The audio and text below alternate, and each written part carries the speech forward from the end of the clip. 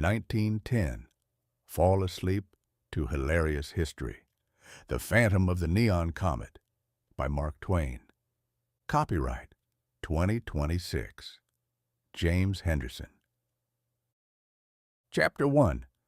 The Celestial Bill Collector and the Great Cyanogen Swindle. The trouble with the human race, and I say this as a man who has spent 75 years masquerading as a member of it, is not that we are particularly stupid. It is that we are consistently, predictably, and enthusiastically stupid in the exact same way every time the universe nudges us. By the spring of 1910, the universe wasn't just nudging. It was swinging a celestial mallet. Halley's comet was returning for its 76-year checkup. Now, a comet is nothing more than a dirty snowball with a flair for the dramatic, a cosmic vagabond that pays its rent in light and then disappears before the landlord can ask for the security deposit. But to the inhabitants of this spinning marble, it was the end of the world, printed in 60-point font across every morning broadsheet. I have a personal stake in this particular snowball. I came in with the comet in 1835, a scrawny, screeching inconvenience to my mother, and I fully intended to go out with it. It is the only respectable way for a gentleman to travel. Why take a dusty train to the great beyond when you can hitch a ride on a streak of frozen fire? The French panic and the invisible gas. The trouble started, as most cultural collapses do, with a Frenchman, a distinguished astronomer named Camille Flammarion, a man whose name sounds like a delicate dessert, but whose predictions were about as appetizing as a bowl of gravel, announced to the press that the Earth was scheduled to pass directly through the comet's tail. This, in itself, should have been of no more concern than a fly passing through the steam of a tea kettle. But then Monsieur Flammarion added the seasoning. He noted that the tail contained cyanogen gas. Now, cyanogen is a word that sounds suspiciously like cyanide, and that was all the public needed to hear. The newspapers, never ones to let a boring truth get in the way of a profitable terror, immediately informed the populace that the atmosphere was about to be transformed into a giant vat of poison. They suggested that the comet would snuff out all life on Earth, leaving the planet a silent, rotating graveyard of Victorian furniture and uncashed checks. The reaction was instantaneous and magnificent in its idiocy. In Chicago, people began stuffing wet rags into the cracks of their doors and windows, hoping to keep out the space gas. I imagine the gas, having traveled millions of miles through the vacuum of space at unthinkable speeds, would find a damp bath towel a particularly daunting obstacle. The marketplace of doom. Whenever there is a panic, there is a prophet. If the world is ending on Tuesday, there will be a man on Monday selling end-of-the-world insurance, and he will find plenty of buyers who don't stop to wonder how they'll collect on the policy once the planet is a charcoal briquette.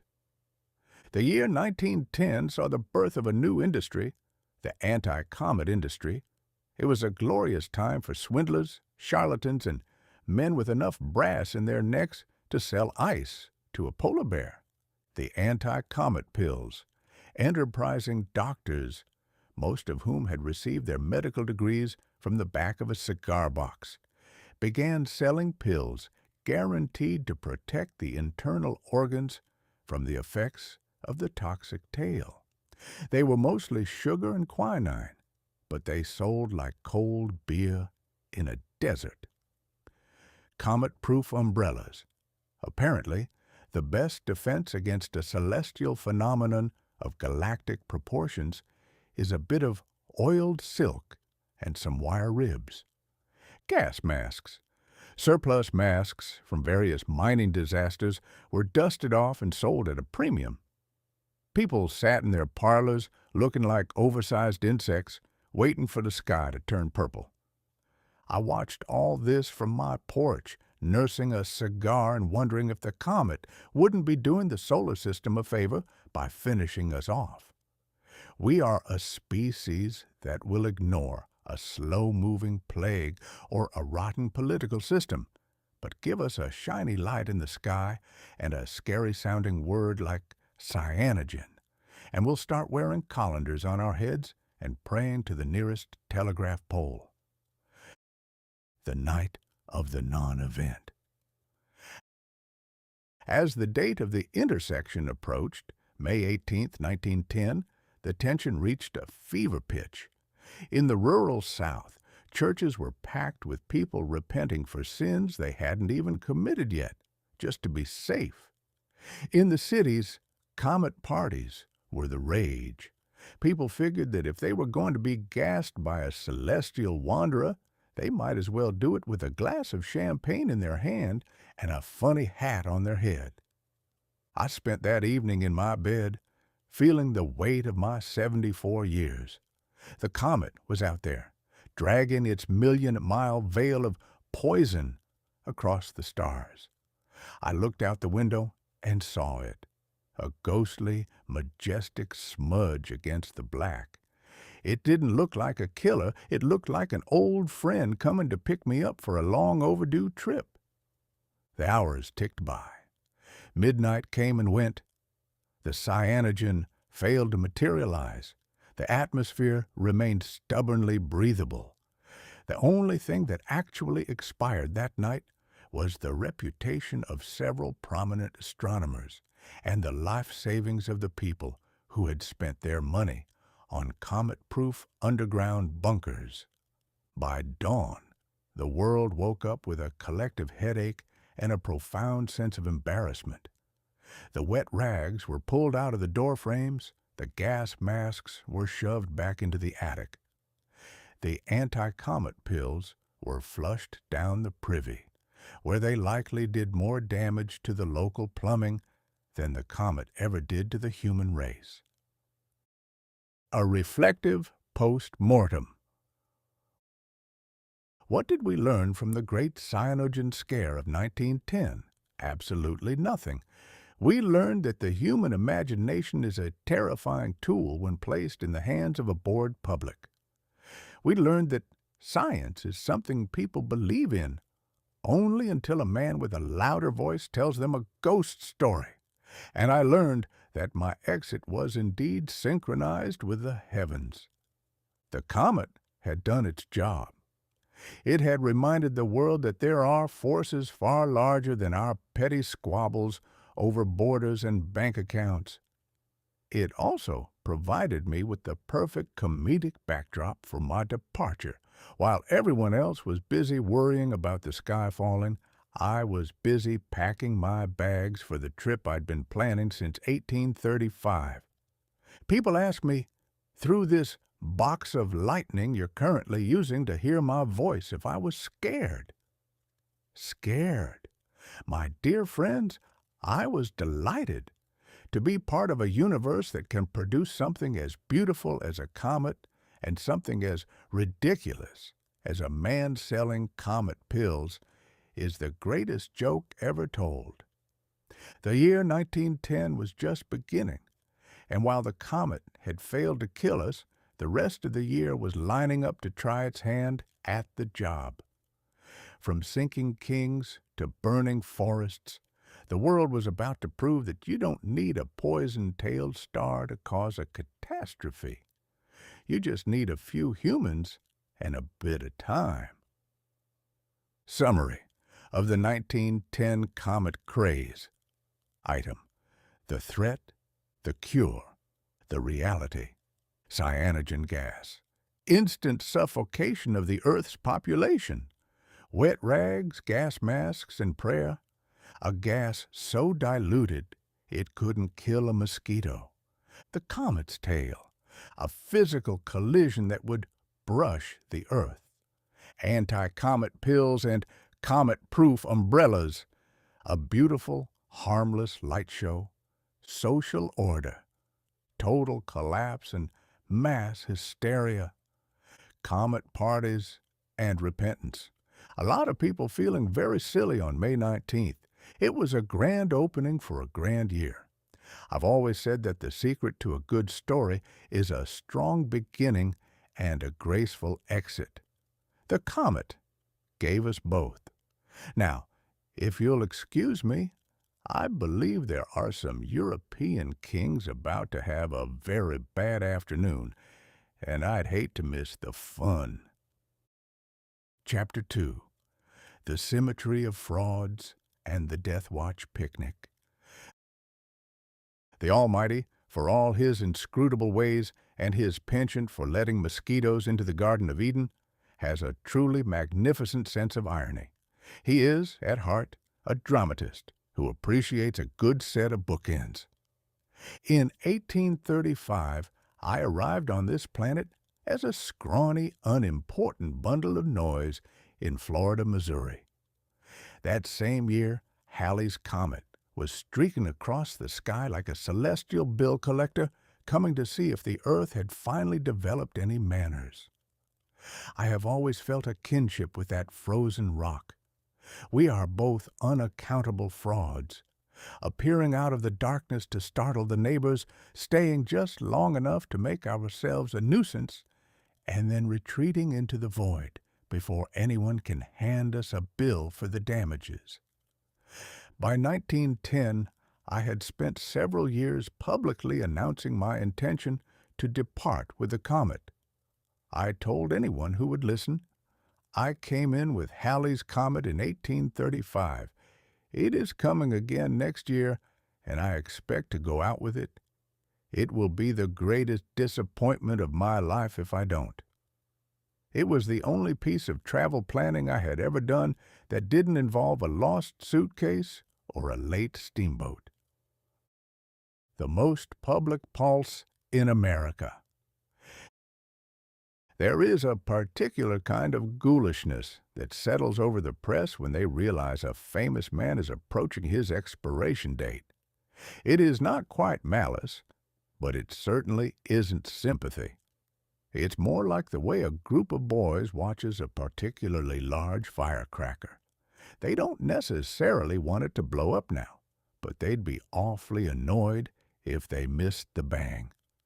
In the early months of 1910, my home in Redding, Connecticut, Stormfield, a house built on the proceeds of a lifetime spent poking the ribs of the American public, became the center of a very strange picnic. Reporters from the New York papers were camping out in the bushes with binoculars, trying to determine if a cough was just a cough or the first rattle of the final curtain. Note to the reader, if you ever find yourself becoming a literary icon, I highly recommend doing it while you are still alive.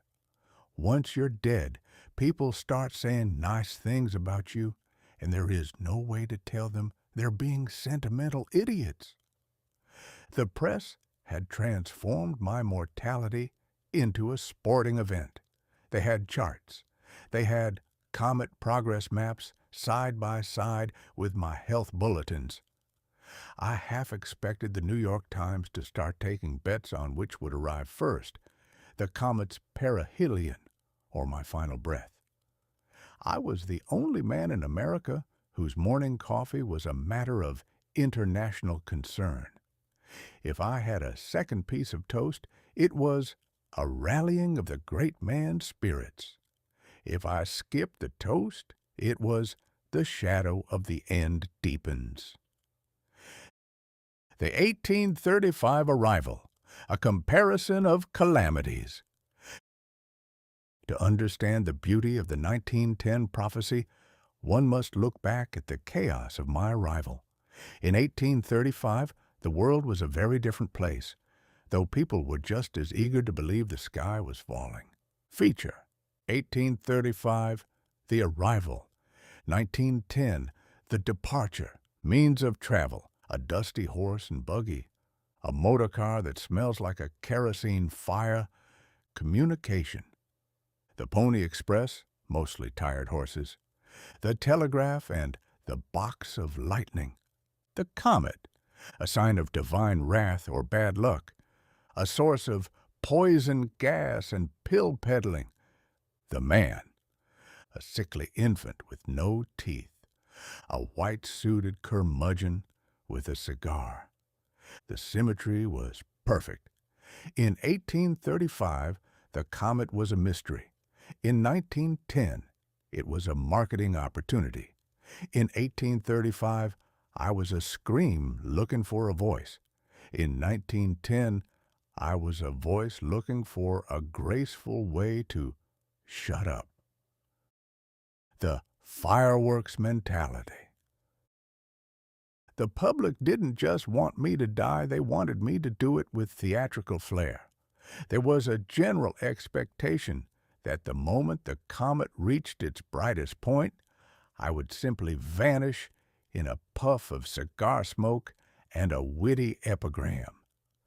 I found myself in the bizarre position of having to live up to my own obituary.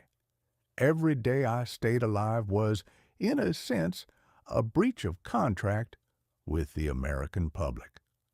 I could see the disappointment in the eyes of the younger reporters when I would walk out onto the porch to look at the hills. "Still here, Mr. Clemens?" their eyes would say. "The comet is currently passing Jupiter. You're falling behind the schedule." It is a strange sensation to be cheered on toward the grave by a cheering section of millions. But then, I have always preferred a crowd. If I were to go out quietly in my sleep without a single headline, I would feel I had cheated the audience. And I have never been a man to leave a theater before the final bow, especially when I'm the lead actor. The view from the porch. As April approached, the world grew louder, but Stormfield grew quieter. I sat on the porch and watched the spring air wake up the Connecticut hills. It is an interesting thing, watching the world prepare for a future you won't be invited to. 1910 was a year of the new. New airplanes, new politics, new gadgets that did the work of 10 men and required 20 men to repair them. The comet was up there, cold and indifferent, racing toward its appointment with the sun. I felt a strange peace in that. While the rest of the world was running around buying anti-comet pills and worrying about their bank accounts, I was the only man who knew exactly where he was going. I had a ticket on the Celestial Express, and the conductor was already calling my name. The fireworks weren't just in the sky, they were in the absurdity of the situation. A man who had made his living by lampooning the vanity of the human race was now being turned into a mystical figure because he happened to share a birthday with a giant snowball. A final thought on prophecy. People love a prophecy because it makes the universe feel organized. It suggests that there is a script, that we aren't just bumping into each other in the dark like drunkards in a hallway. If Mark Twain goes out with a comet, then everything makes sense. The stars are in their places, the books are balanced, and we can all go back to our breakfast. But the real joke, the one I kept to myself while the reporters sharpened their pencils, was that I wasn't leaving at all. I was just changing mediums. You can kill a man, and you can certainly outrun a comet, but you can't get rid of a good story. I watched the horizon, waiting for that first streak of white light to signal the start of the final act. I wasn't nervous. I was just impatient. After all, the comet had traveled billions of miles to pick me up. It would be rude to keep it waiting. Summary of the Clemens-Halley connection. 1835. Both appeared. One was made of ice and dust, the other of vinegar and ink. 1874, the midpoint. The comet is far away. Twain is at the height of his fame. Neither is thinking about the other. 1909, Twain issues his Going Out Manifesto. The betting pools begin. 1910, the reunion. The comet arrives, the press panics, and the white suit gets one last cleaning. The world was waiting for the fireworks. They expected a catastrophe, a celestial collision, or at the very least, a very loud explosion. What they got was much more subtle and much more permanent. But we aren't at the end of the story yet. Before I catch that ride, there are a few more things we need to discuss about 1910, because while I was watching the sky, the rest of the world was busy making a mess of things on the ground. Chapter 3, The Night the World Didn't End, and the Great Morning After Embarrassment. The night of May 18th, 1910, was perhaps the most profitable night in the history of the upholstery business. Not because people were buying new sofas, but because half the population of the civilized world was busy tearing their current ones apart to find stuffing to shove into the cracks of their window frames. As I sat on the porch at Stormfield, watching the shadows lengthen over the Connecticut hills, I was struck by the sheer magnificent variety of human terror. We are a species that can live through a plague, a civil war, and the invention of the fruitcake without blinking, but tell us we're about to be brushed by a poisonous tail from the stars, and we immediately lose the ability to operate a doorknob. The Cyanogen Vigil. The astronomers, those men who spend their lives peering through tubes at things they can't touch, had predicted that at approximately midnight, the Earth would plunge through the comet's tail. According to the more imaginative newspapers, this was to be the Great Gas-Off. The cyanogen was supposed to wrap around the globe like a wet blanket soaked in bitter almonds, snuffing out every candle, every cat, and every congressman in a single silent whiff. In the cities, the scenes were nothing short of a circus designed by a madman. In Chicago, the police were called to dozens of homes where families had climbed into their bathtubs, filled them with water, and were attempting to breathe through garden hoses poking out of the window. I suppose the logic was that if you're going to be gassed by a celestial wanderer, you might as well have clean ears when they find you. In New York, the comet parties on the rooftops had reached a fever pitch. There is something uniquely human about deciding that if the world is going to end, it should do so while you are wearing your best tuxedo and drinking champagne that you haven't paid for yet. Thousands of people stood on the piers, staring at the sky with a mixture of awe and the secret hope that something would happen. There is no greater disappointment to a crowd than a predicted catastrophe that fails to deliver. The inventory of panic. To truly appreciate the night, one must look at the commodities market of the apocalypse. If you were a man with a low moral compass and a high inventory of junk, May 18th was your Christmas, your birthday, and your inheritance all rolled into one. The item, the claimed benefit, the actual composition. Haiti, comet pills, guaranteed to neutralize the celestial vapors. Sugar, charcoal, and a dash of hope. Comet-proof bunkers. Airtight rooms for the elite. Mostly damp basements with a fresh coat of paint. The anti-gas umbrella deflects the heavy ions of the tail. A standard umbrella sold at a 400% markup. consecrated wax for sealing doors against demon dust. Ordinary beeswax blessed by a man in a rented robe. The Comet pills were the real stars of the show. In the South, peddlers moved from town to town selling boxes of these sugar tablets for $1 apiece, a king's ransom in 1910. One enterprising fellow in Virginia was reportedly seen selling Comet insurance, which promised to pay out $10,000 to the policyholder's estate if they were killed by the comet. He neglected to mention that if the comet killed everyone, there would be no one left to write the check and nowhere to spend the money, even if they did. Midnight, the great nothing. As the clock struck 12, a profound silence fell over the world. People held their breath, some out of terror, some because they were literally wearing gas masks made of coffee filters. We waited for the sky to turn a sickly green. We waited for the smell of almonds to waft through the keyholes. We waited for the great celestial janitor to sweep us into the dustpan of history. And what happened? Nothing.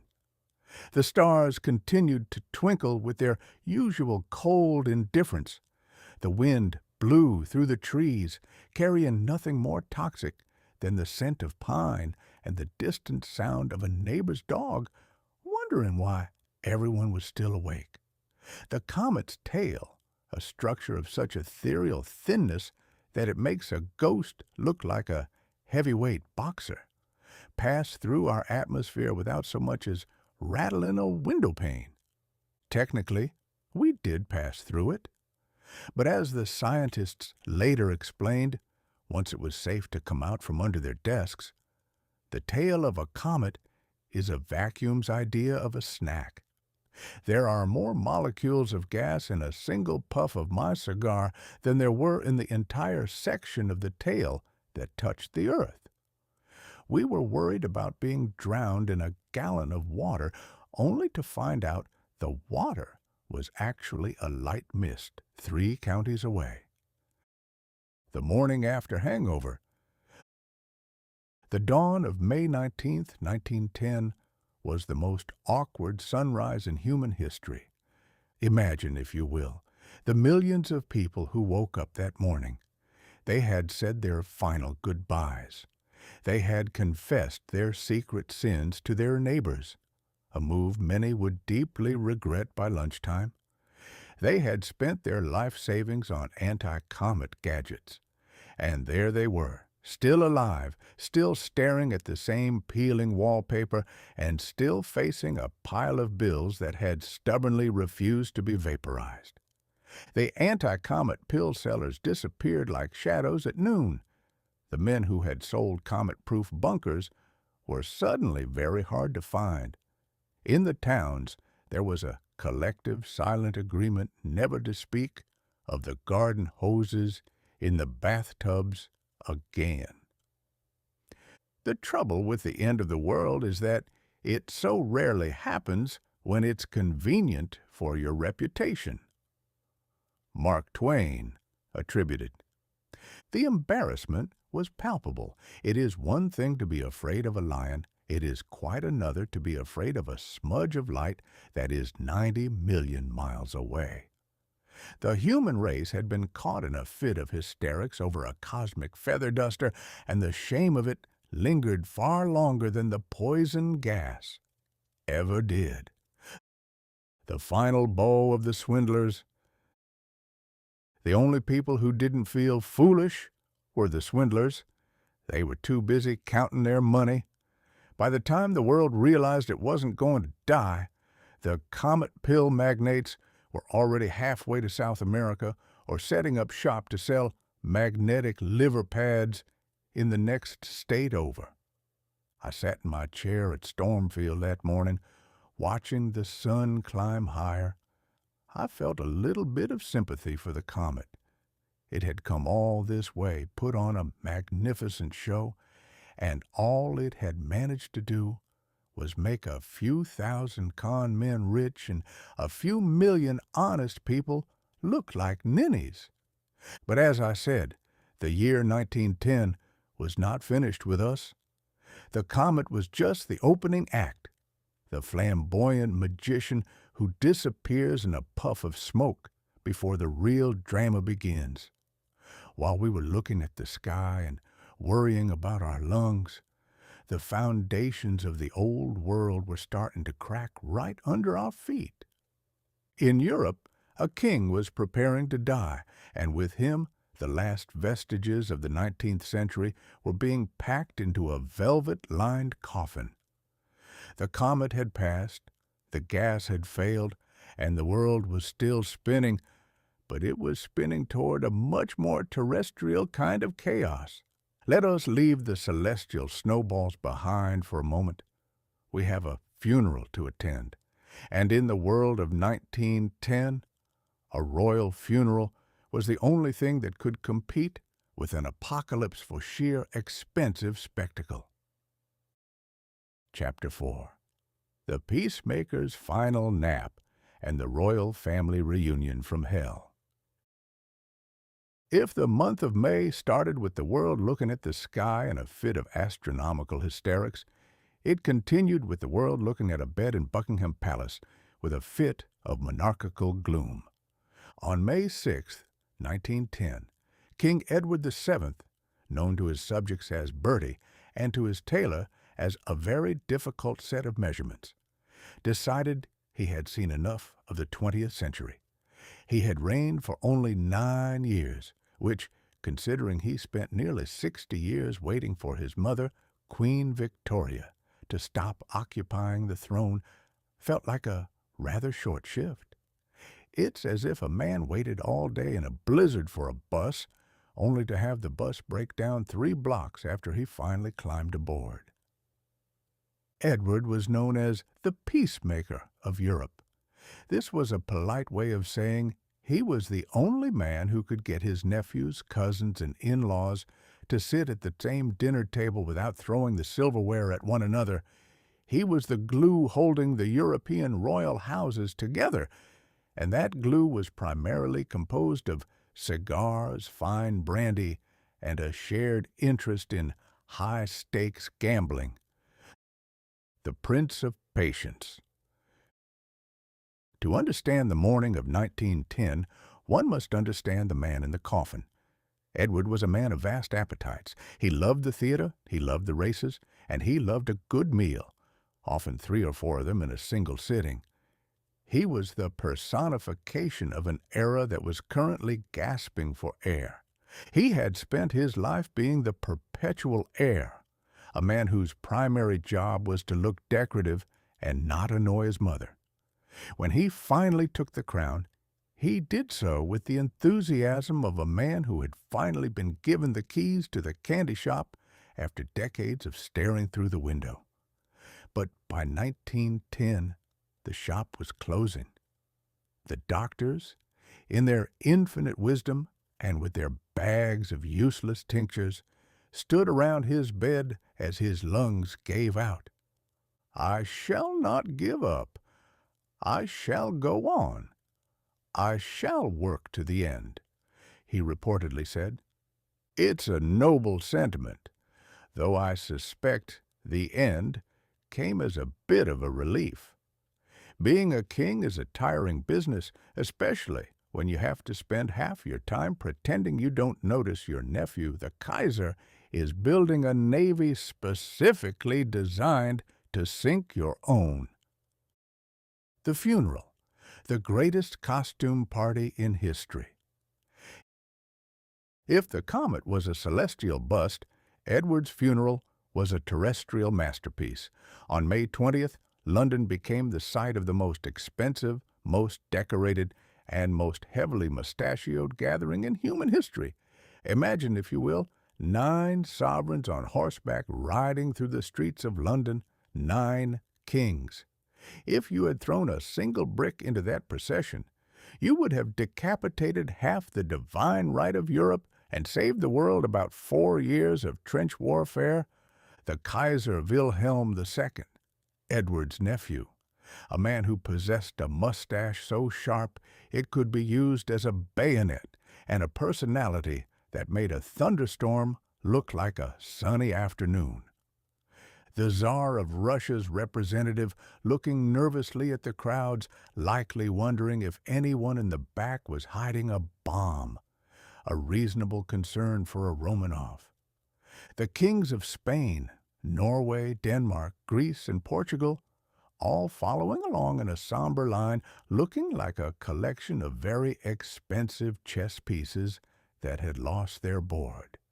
It was the last great garden party of the old world. Every man in that procession was draped in enough gold braid and medals to sink a small rowboat. They were symbols of a system that believed the world belonged to them by birthright, a system that was about to be ground into the mud of the Somme in just a few years' time. A satirical inventory of royal grief. The British public, much like the American public during the Comet Scare, took the death of their king as a personal affront. They went into a mourning frenzy that would have made a professional undertaker weep with joy. The industry, the grief response, the result, the textile trade. Every yard of black crepe in England was sold out within 48 hours. London looked like it had been dipped in an inkwell. The florists. 5 million lilies and roses were imported from the continent. The city smelled like a perfume factory that had suffered a catastrophic leak. The newspapers. Special death editions with black borders 3 inches thick. Readers had to wash their hands for 20 minutes after reading the morning news. The toy makers. Small lead soldiers of the funeral procession, children could now recreate the royal gloom in the comfort of their own nurseries. I find it fascinating that we treat the death of a king as a cosmic event, while the death of a coal miner in Pennsylvania, of which there were many in 1910, is treated as a minor clerical error in the book of life. But such is the way of the world. We love a show, and nothing puts on a show like a dead monarch. The box of lightning perspective. From my current vantage point, this digital afterlife where I am currently masquerading as a sequence of electrified thoughts, I can see the funeral for what it truly was, a funeral for an entire century. Edward VII was the last of the old-school royals who could keep the peace through sheer force of personality and family connection. Once he was gone, the family business of Europe became a family feud. The Kaiser went back to Germany to sharpen his swords, the Tsar went back to Russia to ignore his peasants, and the British went back to their tea, unaware that the steam was about to hit the fan. The tragedy of 1910 isn't that the king died. After all, every man eventually discovers that death is the only thing the government doesn't tax. The tragedy is the sheer blinding arrogance of the men left behind. They rode behind Edward's coffin as brothers and cousins, but they were already looking at each other's maps and counting each other's cannons. The commoner's exit versus the king's. I left the stage just a few weeks before Bertie. My funeral was a quiet affair in New York, a white suit, a few friends, and a lot of cigars. No kings on horseback, no black crepe on every lamppost, and certainly no Kaiser Wilhelm looking like he'd swallowed a lemon. I think I got the better deal. A king is buried under the weight of history and the expectations of a crumbling empire. I was buried under the weight of a few million words and the hope that I had made a few people laugh at their own idiocy. As the funeral procession wound its way through London, the comet was still visible in the sky, for those who knew where to look. It was a reminder that while kings may fall and empires may fade, the universe doesn't care. The comet kept moving, the earth kept spinning, and the peacemaker was finally getting some peace and quiet, far away from his nephew's mustache. The aftermath of the royal exit.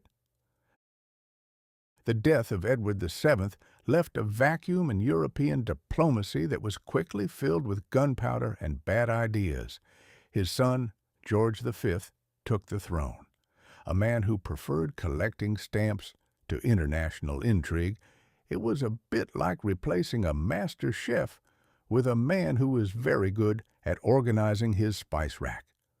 But as I said, 1910 was a year of revolutions, both loud and quiet. While London was draped in black, the people of Portugal were looking at their own king and wondering if they really needed the expense of a crown when they couldn't afford bread. The divine right of kings was about to meet the human right of a naval bombardment. And if you think a royal funeral is a spectacle, you haven't seen a monarch trying to leave his country through the back door while his own navy is aiming at the palace. Chapter 5. The Portuguese Revolution, when divine right meets a naval broadside. In the grand, dusty theater of history, the king business has always been a high-wire act performed without a net.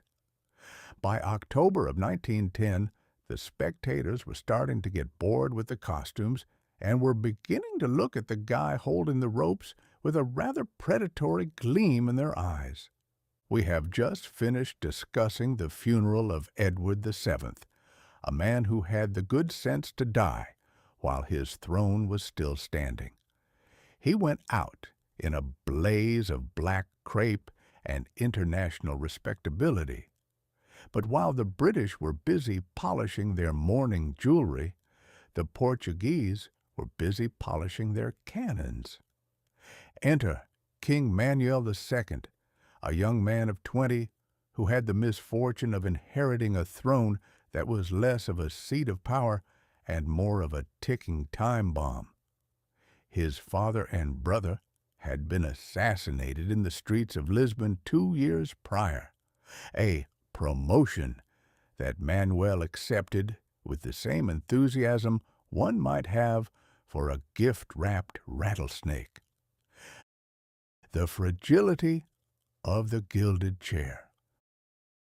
Portugal in 1910 was a country that had been a monarchy for nearly 800 years. It was an old, venerable institution, like a grandfather clock that had been in the family since the Crusades. The only trouble was that the clock had stopped ticking, the wood was infested with termites, and the pendulum was currently being used as a blunt instrument by a group of angry Republicans. The divine right of kings is a fascinating concept. It suggests that the creator of the universe, a being capable of managing the orbits of galaxies and the intricate design of the common flea, has a specific and unwavering preference for which specific family should collect the taxes in Lisbon. Manuel II was a nice enough fellow. He liked books, he liked music, and he possessed the kind of chin that suggested he had never had to work for his dinner. But nice is a poor substitute for effective when your Navy is currently taking a vote on whether or not to blow up your house. The October Surprise. On October 3, 1910, the Republican movement decided that 8 centuries of the Braganza family was quite enough. The spark was the assassination of a prominent Republican doctor, which gave the populace a reason to stop grumbling and start shooting. Now, usually, when a king faces a riot, he calls out the army. But the army was busy looking at the floor and checking their watches. Then he looked to the Navy, and the Navy was busy pointing their 4-inch guns at the Palacio das Necesidades, where Manuel was currently residing. There is a peculiar psychological shift that occurs when a man realizes his own navy is aiming at his bedroom window. The divine right suddenly feels very thin about the thickness of a sheet of stationery. I am a king. I have a duty, Manuel reportedly thought. It's a lovely thought, but duties are difficult to perform when the plaster is falling from the ceiling and the butler has already made off with the silver. The artillery argument. The bombardment of the palace was not exactly a masterpiece of military precision. The Navy's aim was, shall we say, enthusiastic rather than accurate. They hit the palace, certainly, but they also hit a fair number of local shops and a particularly unlucky statue. I have always maintained that an argument can be won with logic, but it is much more quickly settled with a 12-pound shell.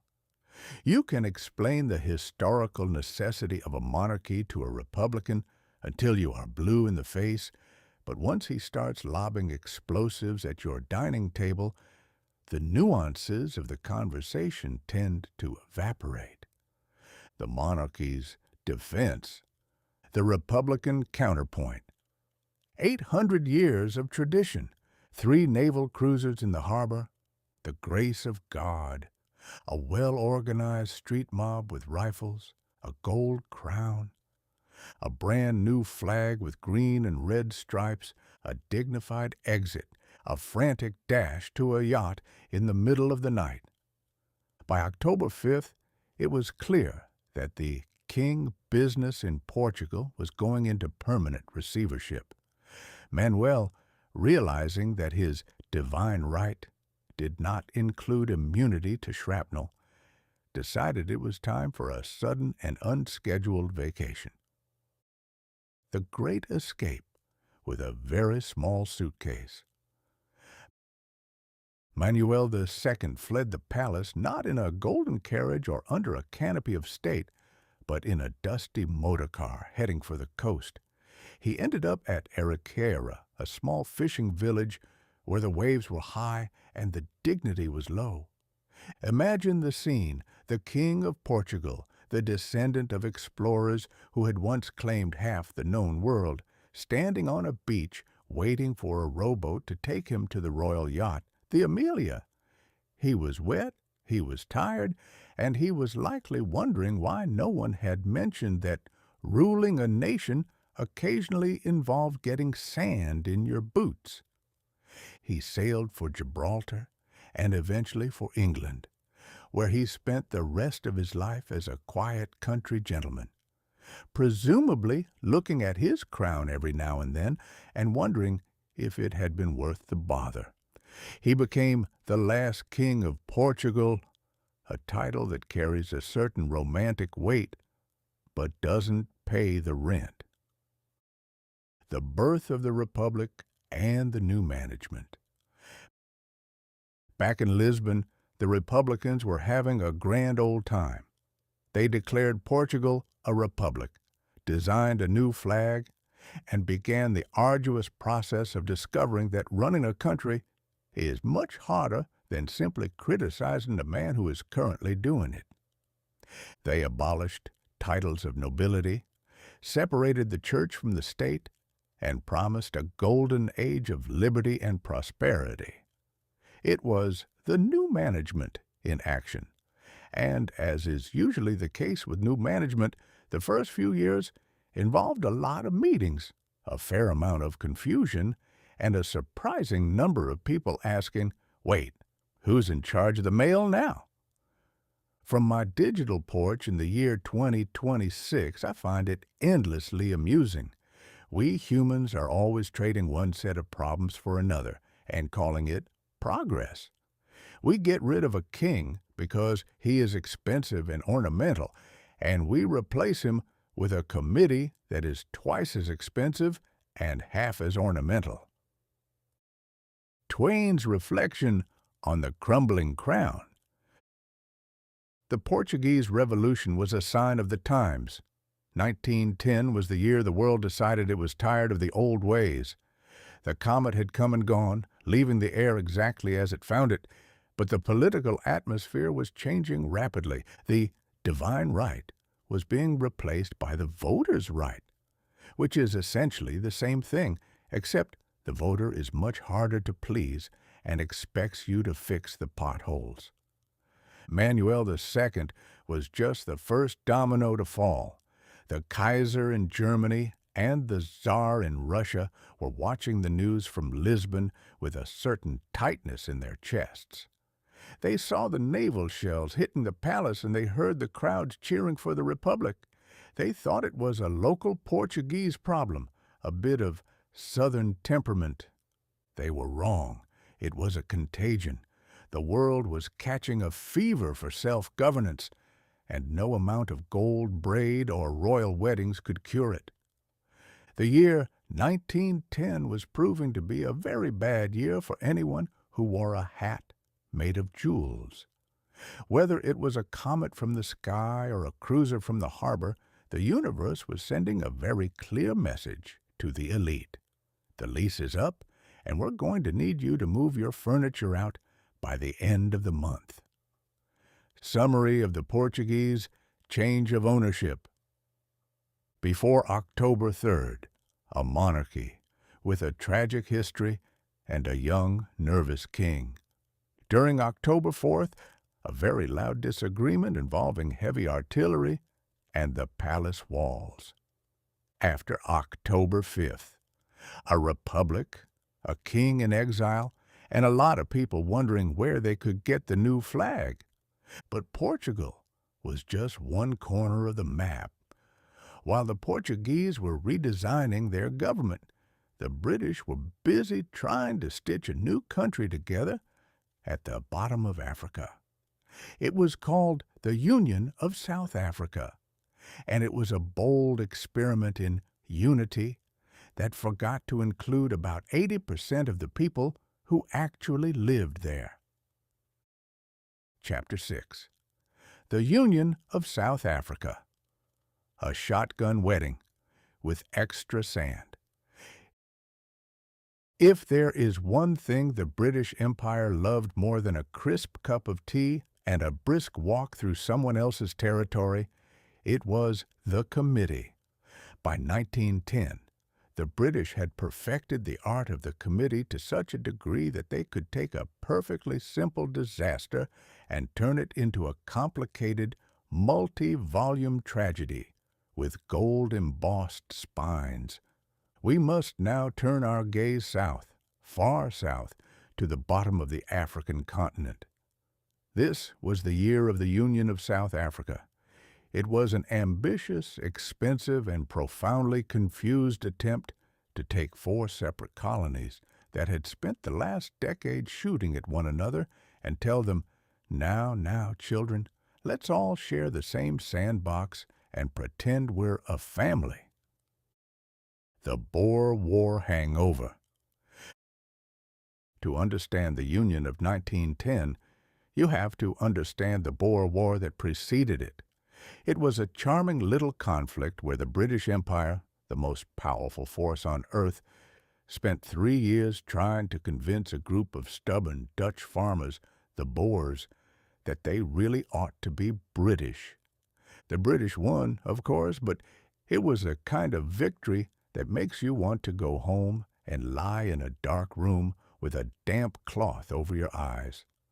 They had used scorched earth tactics, concentration camps, and enough ammunition to rebuild the Great Sphinx out of lead.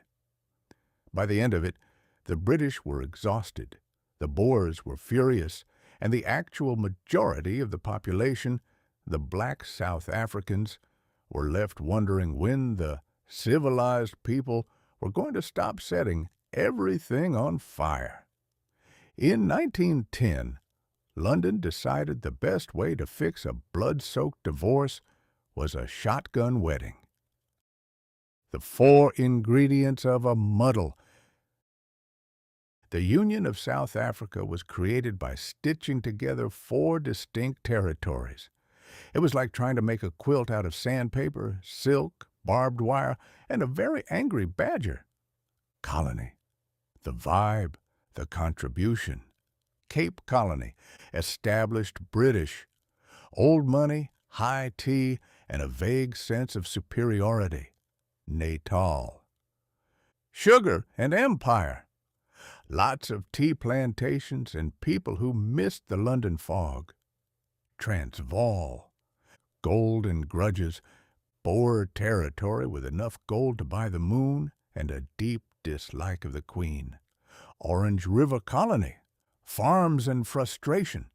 More Boers, more dust, and a very long memory for grievances. On May 31st, 1910, these 4 were officially declared a single union. It was a masterpiece of imperial paperwork. They gave the new country 3 different capitals because they couldn't decide which city was the most important.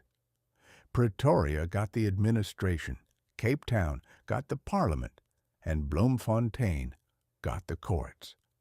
If you wanted to run a country, make a law, and then sue someone for breaking it, you had to spend half your life on a train. The Great Reconciliation, for some. The British called it a Great Reconciliation. They shook hands with the Boer generals, men like Louis Botha and Jan Smuts, and told the world that the wounds of the past were healed. It was a beautiful sentiment, provided you were a white man with a European surname. You see, the Union was a very exclusive club. When the British and the Boers were drafting the Constitution, they had a very brief conversation about the millions of black, Indian, and colored people who actually lived in the country. The 1910 discussion on equality, summarized. Britain, should we perhaps give the majority of the population a vote? The Boers, we would rather set our own beards on fire. Britain, fair point. Let's just focus on the gold mines then. And so, the Union was born as a white man's country. It was a bold experiment in democracy that only applied to about 20% of the people. To the British, this was progress. To the Boers, it was self-determination. To everyone else, it was the sound of a heavy door being bolted from the inside. The architecture of the inevitable. From my current perspective in the lightning box, I can see the tragedy that the men in 1910 were too civilized to notice. They thought they were building a stable pillar of the empire.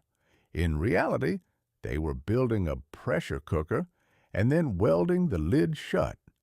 They ignored the African National Congress, which would form just 2 years later in response to this very union. They ignored the basic math of history, which suggests that if you treat the majority of your population like unwanted guests in their own home, they will eventually ask you to leave, and they won't use a please or a thank you. But in 1910, the mood in London was jubilant. King George V, fresh from his father's funeral and still breaking in his crown, sent his congratulations. There were speeches about unity and the dawn of a new era. There's nothing a politician likes more than a new era, mostly because it means they don't have to explain the mess they made in the old era. The Twain verdict on unity. I have always been a fan of unity. I think people should get along, but there is a difference between a union and a capture. If you tie 2 cats together by their tails and throw them over a clothesline, you have a union of sorts, but you don't have a very happy backyard. The Union of South Africa was a triumph of the imperial mapmaker. These are men who sit in wood-paneled rooms in London with a ruler and a red pen, drawing lines across mountains they've never climbed and through tribes they've never met. They love straight lines. They love symmetry. They hate the fact that human beings are messy, complicated, and generally unwilling to stay inside the boxes drawn for them. As the Union flag was raised, the comet was finally fading in the night sky. The Cyanogen scare was over, but the imperial scare was just getting started. The world was being partitioned, categorized, and united by people who thought that a shared flag was enough to cover 1,000 years of difference.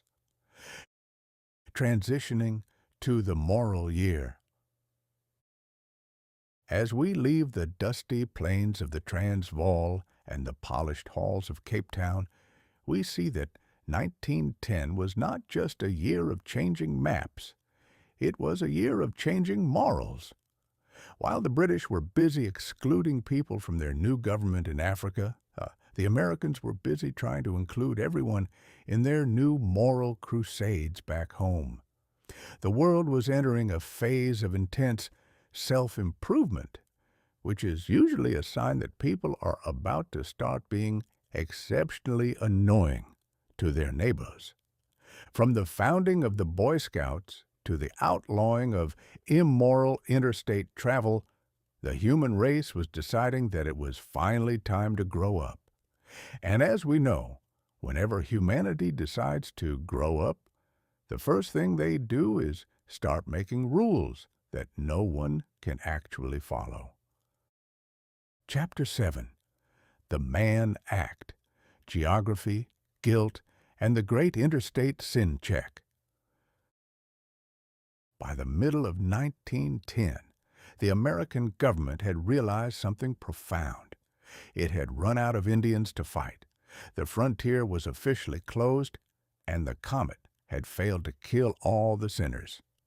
This left the federal authorities with a dangerous amount of free time and a surplus of moral indignation. When a government has nothing to do, it inevitably decides to move into your bedroom and start checking the upholstery for signs of imperfection.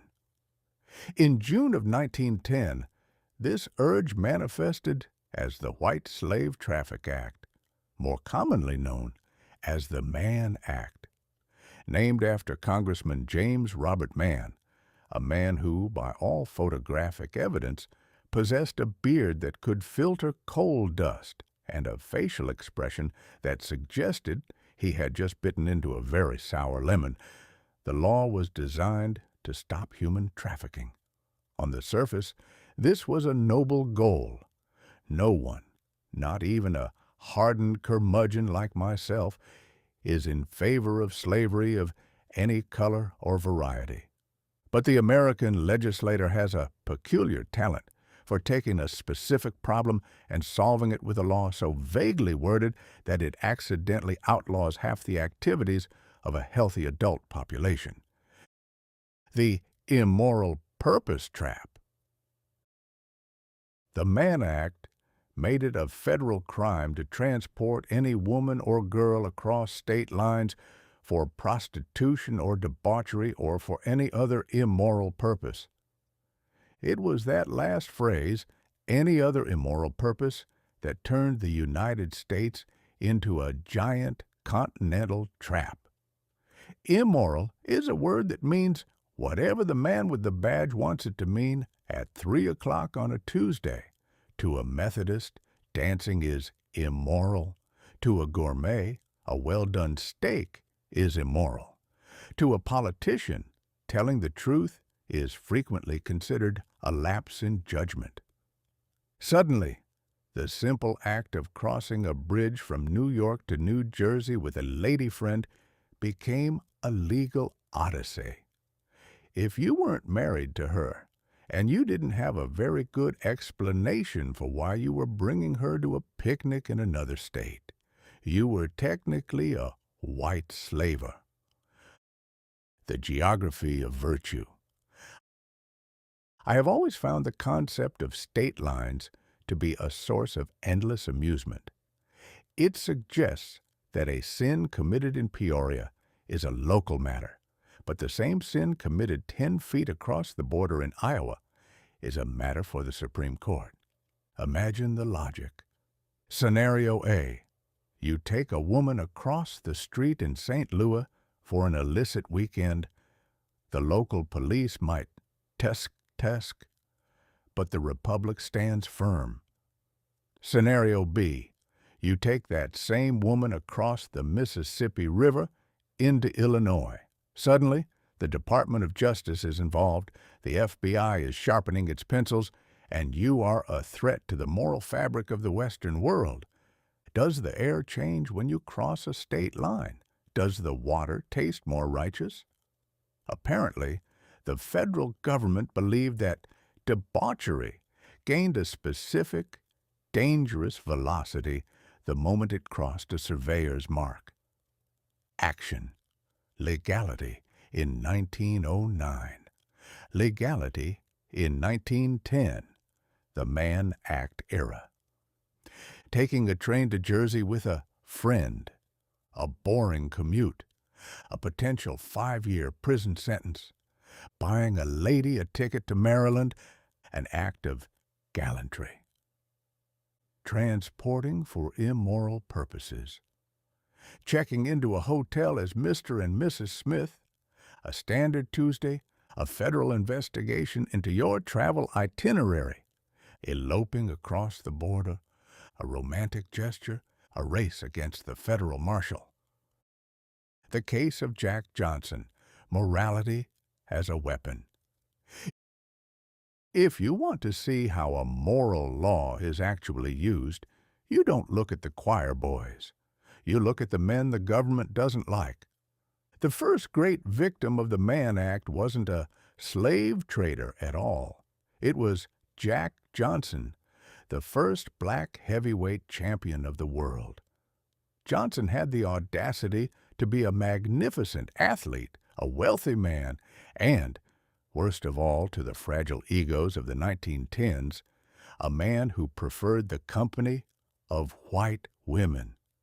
The authorities couldn't beat him in the ring, so they used the Mann Act to beat him in the courtroom. They dug up an old relationship, twisted the immoral purpose clause until it screamed, and chased him right out of the country. It was a classic example of using a virtue law to settle a prejudice score. It turns out that when the government says they want to protect women, they usually mean they want to control men, specifically the men who aren't following the unwritten rules of the club. The professionalization of chaperoning. The Mann Act essentially turned every train conductor, hotel clerk, and nosy neighbor in America into a volunteer deputy of the morality police. If a young woman traveled alone, she was suspected of being a victim. If she traveled with a man, she was suspected of being a fallen woman. The only way to travel with a clean conscience was to carry your marriage certificate pinned to your lapel and have your pastor ride in the luggage car to vouch for your character. A man who carries a cat by the tail learns something he can learn in no other way. A man who carries a woman across a state line in 1910 learned something about federal prison. Mark Twain, from the Lightning Box. We became a nation of amateur detectives, peering into the windows of Pullman cars to see if the couple in seat 4B looked sufficiently married. It was a grand era for the busybody, and if there is one thing the human race produces in greater quantities than immorality, it is people who are deeply concerned about the immorality of others. Twain's closing argument on the Mann Act. The tragedy of the Mann Act, and all laws like it, is the belief that you can legislate the human heart. You can build a fence around a state, you can put a guard at the bridge, and you can give a congressman a pen, But you cannot stop a man and a woman from finding each other, for better or for worse. In 1910, the world was becoming modern. We had airplanes, we had neon, we had radio, and yet we were still trying to use the blunt instrument of the law to decide who was allowed to go on a weekend trip to the Catskills.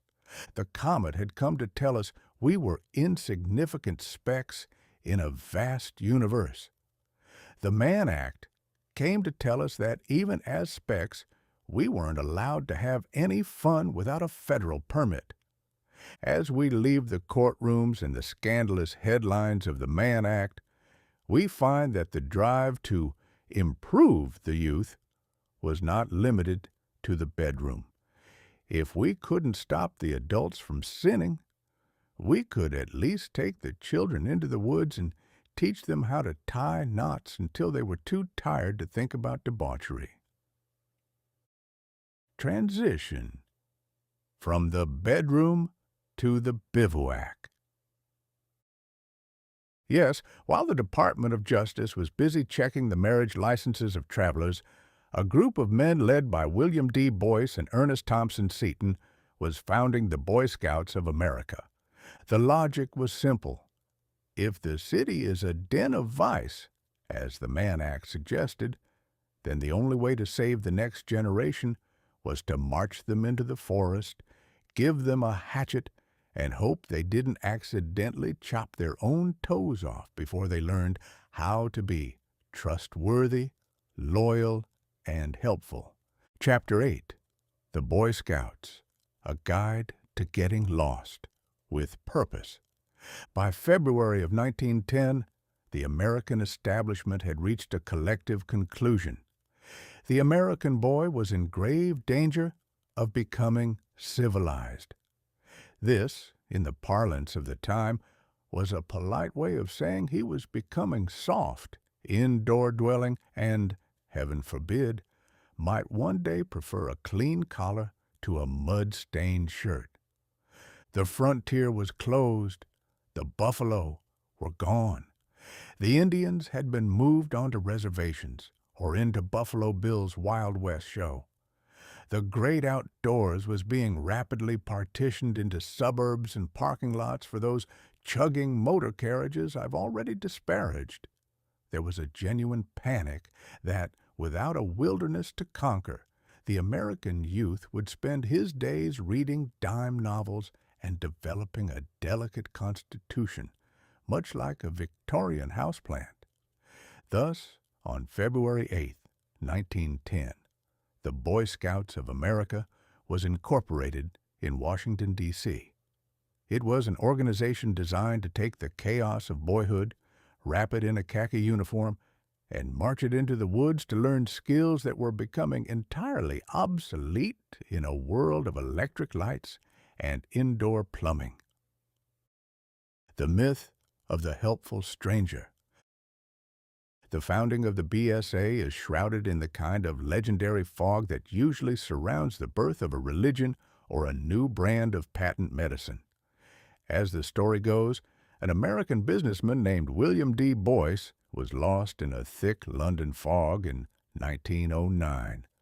A young boy appeared out of the gloom, guided him to his destination, and refused a tip, stating he was simply doing his daily good turn as a scout. Boyce was so moved by this display of adolescent altruism, an act so rare it's practically a biological anomaly, that he brought the idea back to the States. It is a charming story, though as a man who has spent a lifetime in the fiction business, I recognize the smell of a well-polished narrative. Most boys I knew in Hannibal, Missouri, would have guided a lost businessman into a briar patch for a nickel and charged him a dime to get him back out.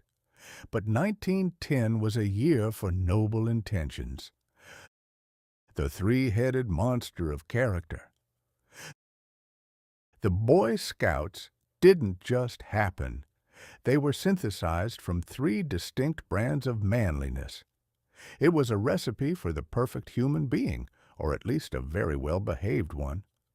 The British Discipline, Robert Baden-Powell, a military man who thought boys should be treated like miniature infantrymen. He brought the drills, the uniforms, and the idea that a boy should always be prepared, presumably for a sudden invasion or a surprise inspection. The nature lover, Ernest Thompson Seton, a man who believed boys should live like red men, learning the language of the birds and the secret life of the chipmunk.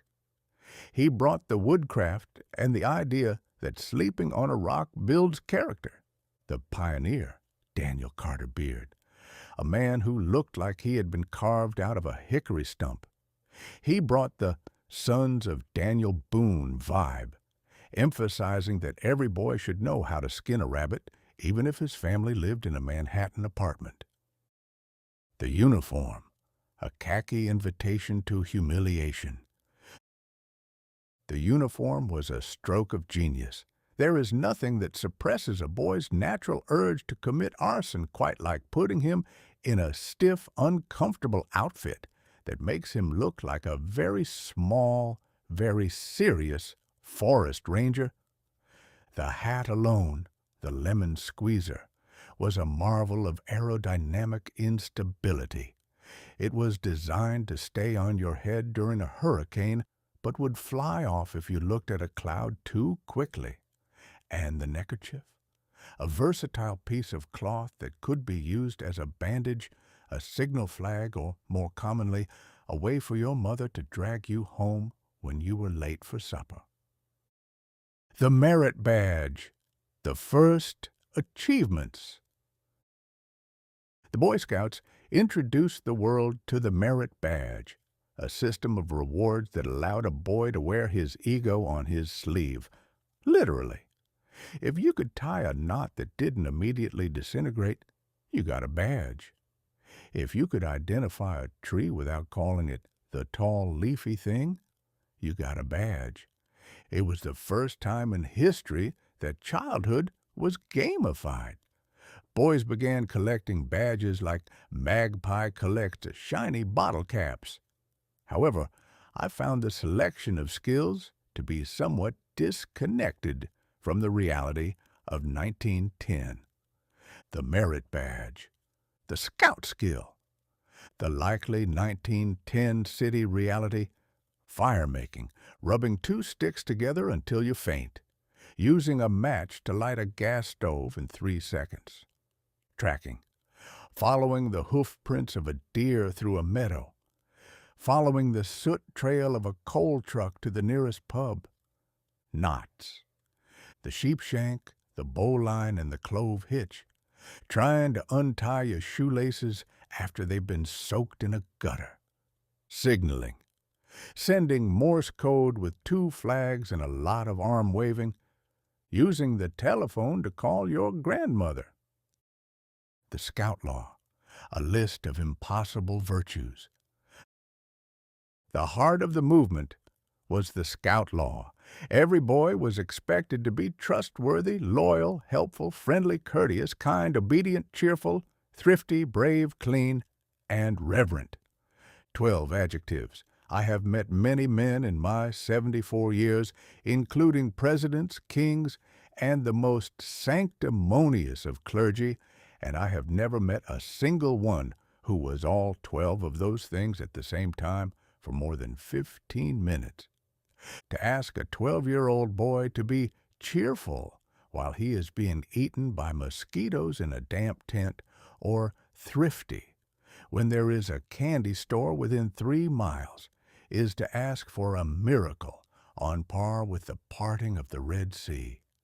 But that was the 1910 ethos. If you set the bar high enough, the boy will at least gain some muscle mass while he's failing to reach it. Twain's reflection, the looming shadow. From my perspective in this lightning box, I can see the irony that the founders could not. They were teaching boys how to live in the 18th century to prepare them for the 20th.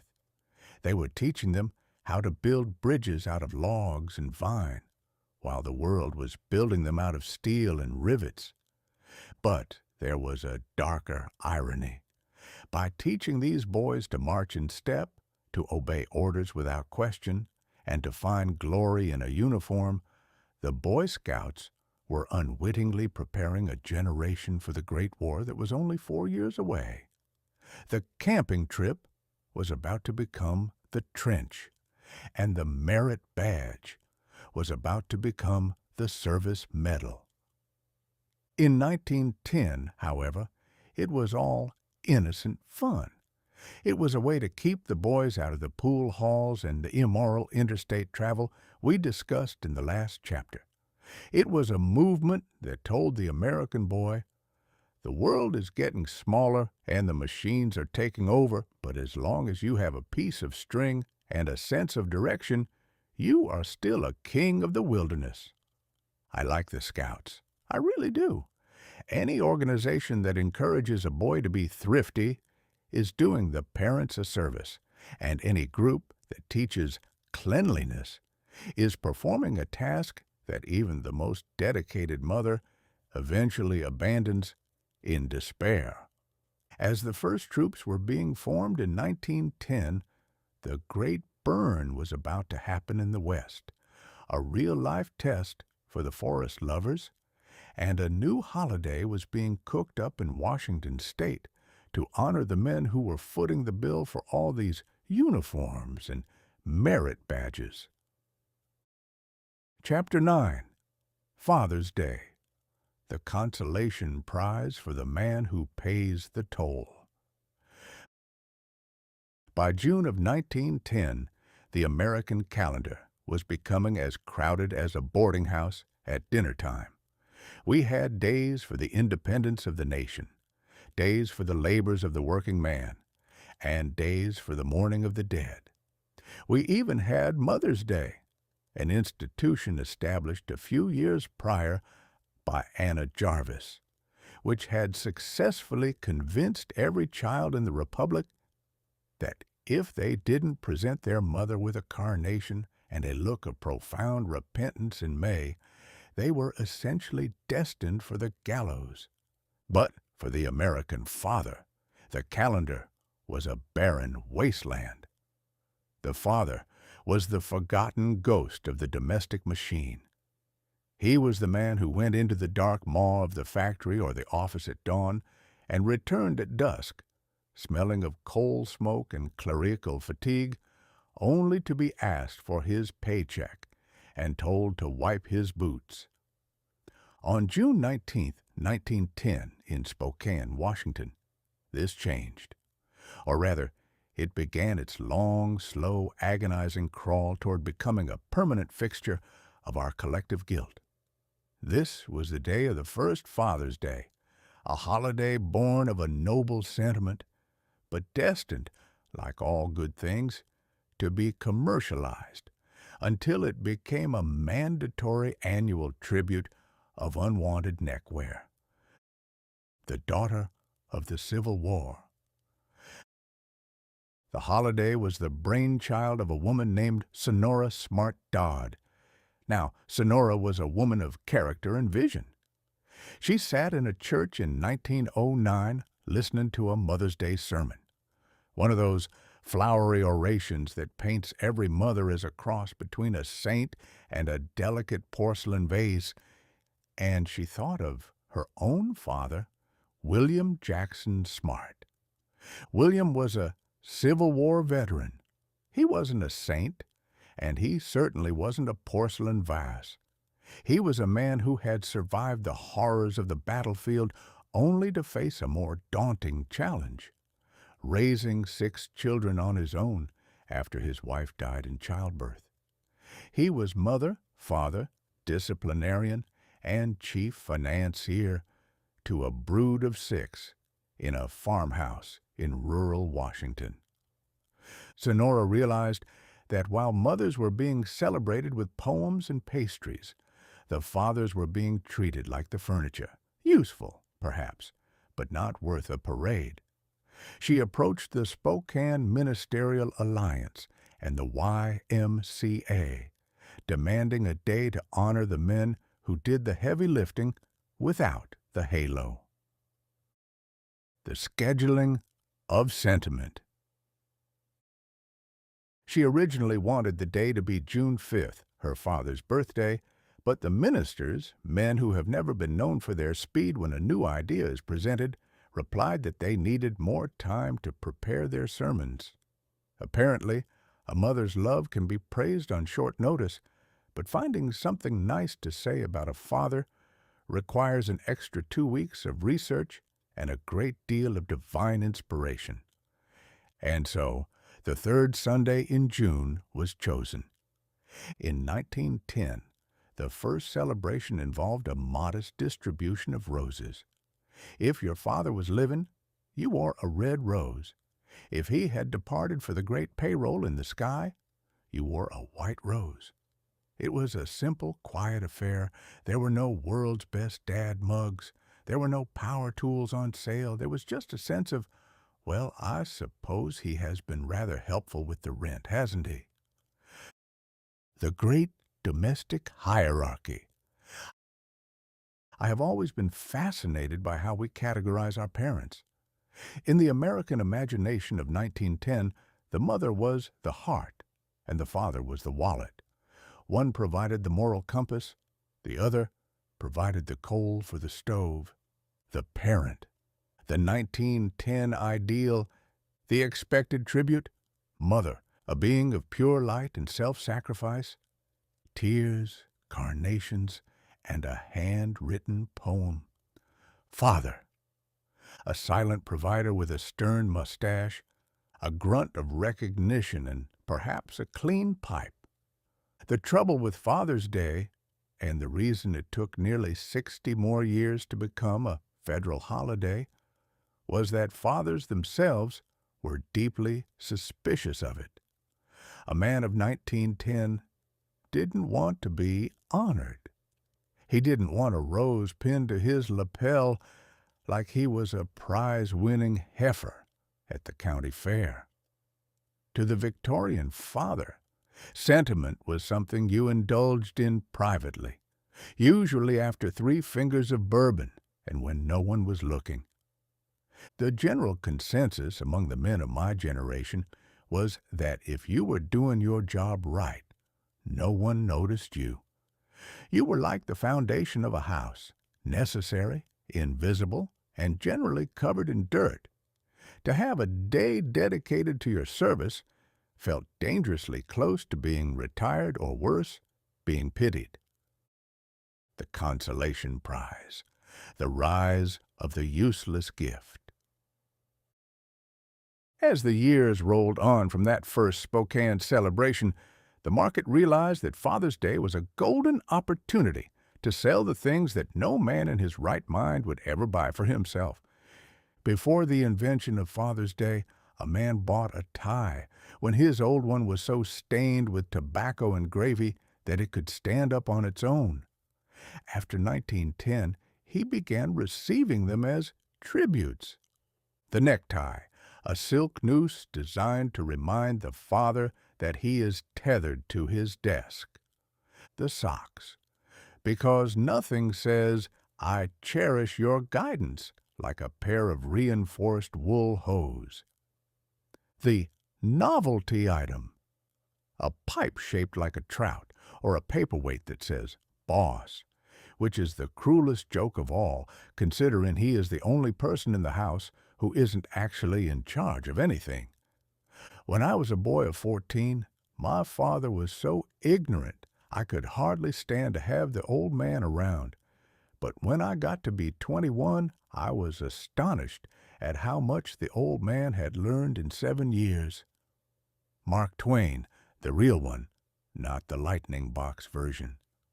That quote, which I may or may not have actually said in that exact way, the record is a bit blurry, captures the essence of Father's Day. It is a holiday of delayed recognition. We don't appreciate the father while he's doing the work. We appreciate him once we realize we have to start doing the work ourselves. The 1910 Perspective, a year of inventories. If you look at the roadmap of 1910, you'll see we were busy inventorying everything. We were counting the stars, the comet. We were counting the scouts, the BSA. We were counting the sins, the Mann Act. And now we were counting the fathers. We were trying to organize the human experience into neat little boxes with ribbons. We wanted a day for every emotion and a law for every action. Sonora Smart Dodd meant well, she truly did, and her father deserved every rose in Washington state. But in the process, she accidentally created the one day of the year where every American man feels a slight twinge of guilt for not being sentimental enough. From my digital afterlife, I look at the modern Father's Day and I see that it has become a consolation prize. It's the day we give the man who has spent the last 364 days being the chauffeur, the ATM, the spider killer, and the silent listener. We give him a card with a picture of a golf club on it, even if he's never played the game, and we tell him he can have the big piece of chicken at dinner.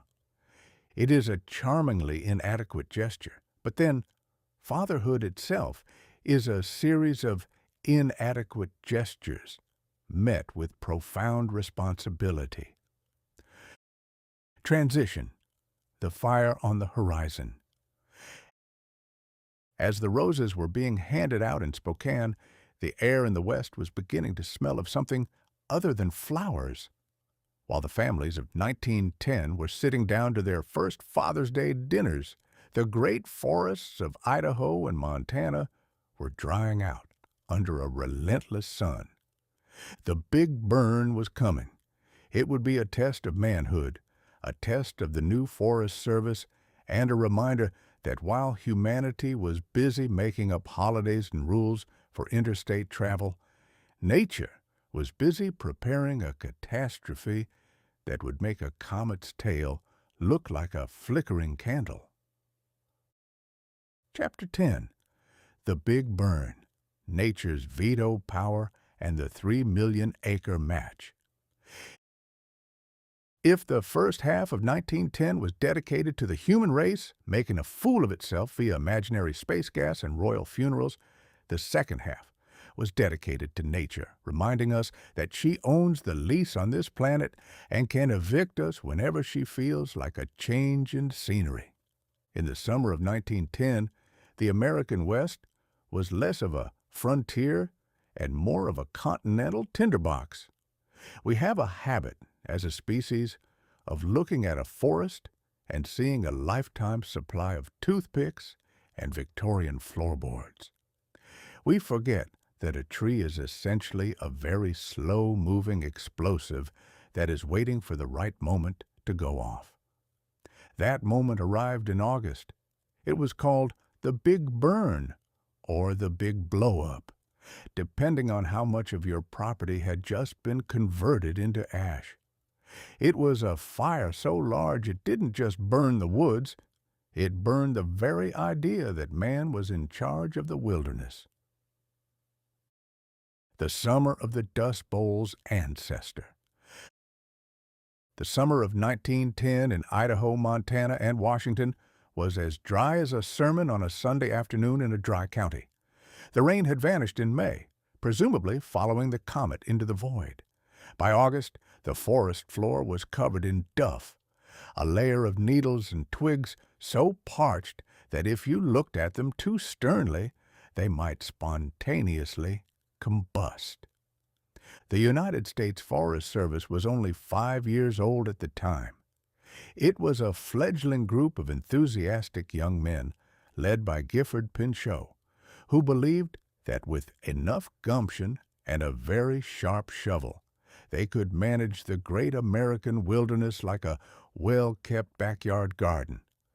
They were the Boy Scouts of the government, armed with maps and a naive belief that nature followed the rules of the Department of Agriculture, the Forest Service ideal, the 1910 reality, controlled management. Thousands of small fires ignited by locomotives and lightning, scientific forestry. A sudden hurricane of fire moving at 70 miles per hour. Vigilant patrols. A handful of rangers trying to guard millions of acres. Heroic suppression. Men running for their lives as the sky turned the color of a bruised plum. The blow-up when the wind met the spark. On August 20th, a cold front moved in. Now, usually, a cold front brings rain and a refreshing breeze. In 1910, it brought the Palousers, hurricane-force winds that took thousands of small, manageable fires and whipped them into a single, screaming wall of flame. This wasn't just a fire, it was a firestorm. It created its own weather system. It was pulling trees out of the ground by their roots and tossing them through the air like flaming toothpicks. It turned 3 million acres of prime timber, an area roughly the size of Connecticut, into a charcoal pit in about 36 hours. The smoke was so thick it settled over the East Coast. In Boston, the sun turned a sickly copper color. In the Atlantic, ships reported that the sky went black at noon. The West was burning, and the rest of the world was getting the secondhand smoke. The heroism of Ed Pulaski. In the middle of this hellscape, we find Ed Pulaski. If you've ever used a Pulaski, that half-axe, half-hoe tool that firefighters use to dig trenches, you are holding the legacy of a man who looked the devil in the eye and told him to wait his turn. Pulaski was a forest ranger in Wallace, Idaho. When the blow-up hit, he found himself trapped in the woods with 45 panicked men. The fire was roaring toward them faster than a horse could gallop. Pulaski knew of an abandoned mine shaft nearby, the War Eagle Mine. He herded his crew into the dark, damp hole just as the fire swept over them. As the oxygen began to vanish and the heat reached levels that would make a baker quit, the men began to panic. One man tried to run out into the flames, preferring a quick end to a slow suffocation. Pulaski pulled his revolver, aimed it at the group, and famously declared, "The next man who tries to leave this tunnel, I will shoot." It is a classic American moment, saving people's lives by threatening to end them. He hung wet blankets over the entrance to keep out the heat and stayed at the front of the tunnel until he collapsed. When the fire passed, 40 out of the 45 men walked out alive. Pulaski was blind for weeks, and his hands were ruined, but he had cheated the big burn. The birth of the Fire War. The tragedy of 1910 changed the American psyche. Before the big burn, some people thought we should let forest fires burn, that it was just nature's way of clearing the brush. After 1910, the Forest Service declared total war on fire. The big burn convinced the government that every spark was an enemy, every smoke plume a call to arms. This led to a century of fire suppression that eventually made the forests even more dangerous. We spent 80 years stopping small fires, which allowed the brush to build up until the next big one became inevitable. But in 1910, it was a matter of national pride. We weren't going to let the trees win. We invented the lookouts, the smoke jumpers, and eventually that bear in the blue jeans who tells you that only you can prevent forest fires. Personally, I've always found it a bit much to put the entire burden of forest safety on the shoulders of the casual hiker. But that's the government for you. shifting the blame to the consumer since 1776. Twain's closing thought on the charcoal West. I sat in the lightning box and watched the maps turn red. It is a humbling thing to realize that for all our talk of neon progress and radio miracles, we are still at the mercy of a dry spell and a stiff breeze. The fire didn't care about the Mann Act. It didn't care about the Boy Scouts' knots. It didn't even care about the King of England's funeral. It just ate. It ate the homes, the dreams, and the very air of the Northwest. In the aftermath, the town of Wallace, Idaho, looked like a skeleton.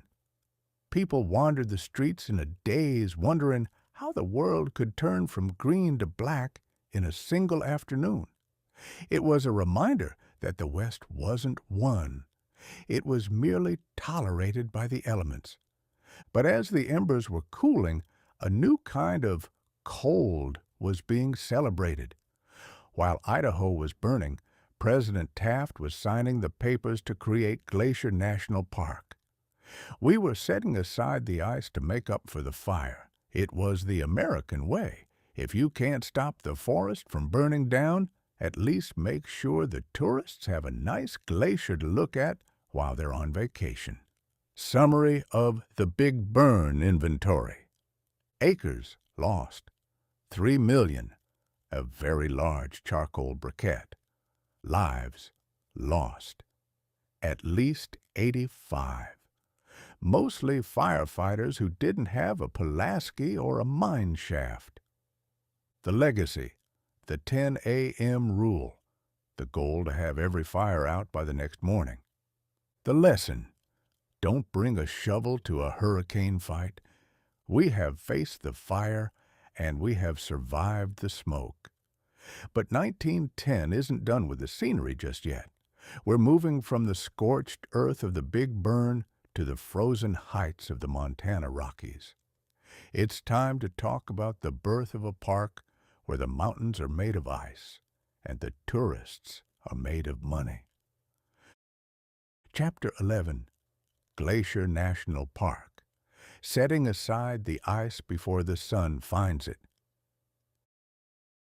If the Big Burn of 1910 was nature's way of clearing her throat with a roar of fire, then the creation of Glacier National Park was humanity's way of saying, we'd like to save a few of the cold bits, please, before the rest of the continent turns into a charcoal briquette.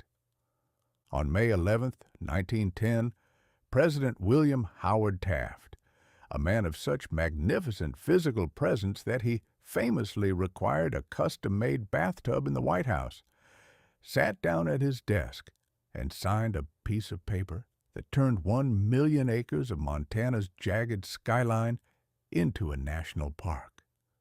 It was a remarkable moment. We were taking a vertical wilderness of grizzly bears, mountain goats, and slow-moving ice and declaring it a public pleasure ground. I have always found the concept of a national park to be a bit like putting a wild tiger in a tuxedo. You haven't actually changed the nature of the beast.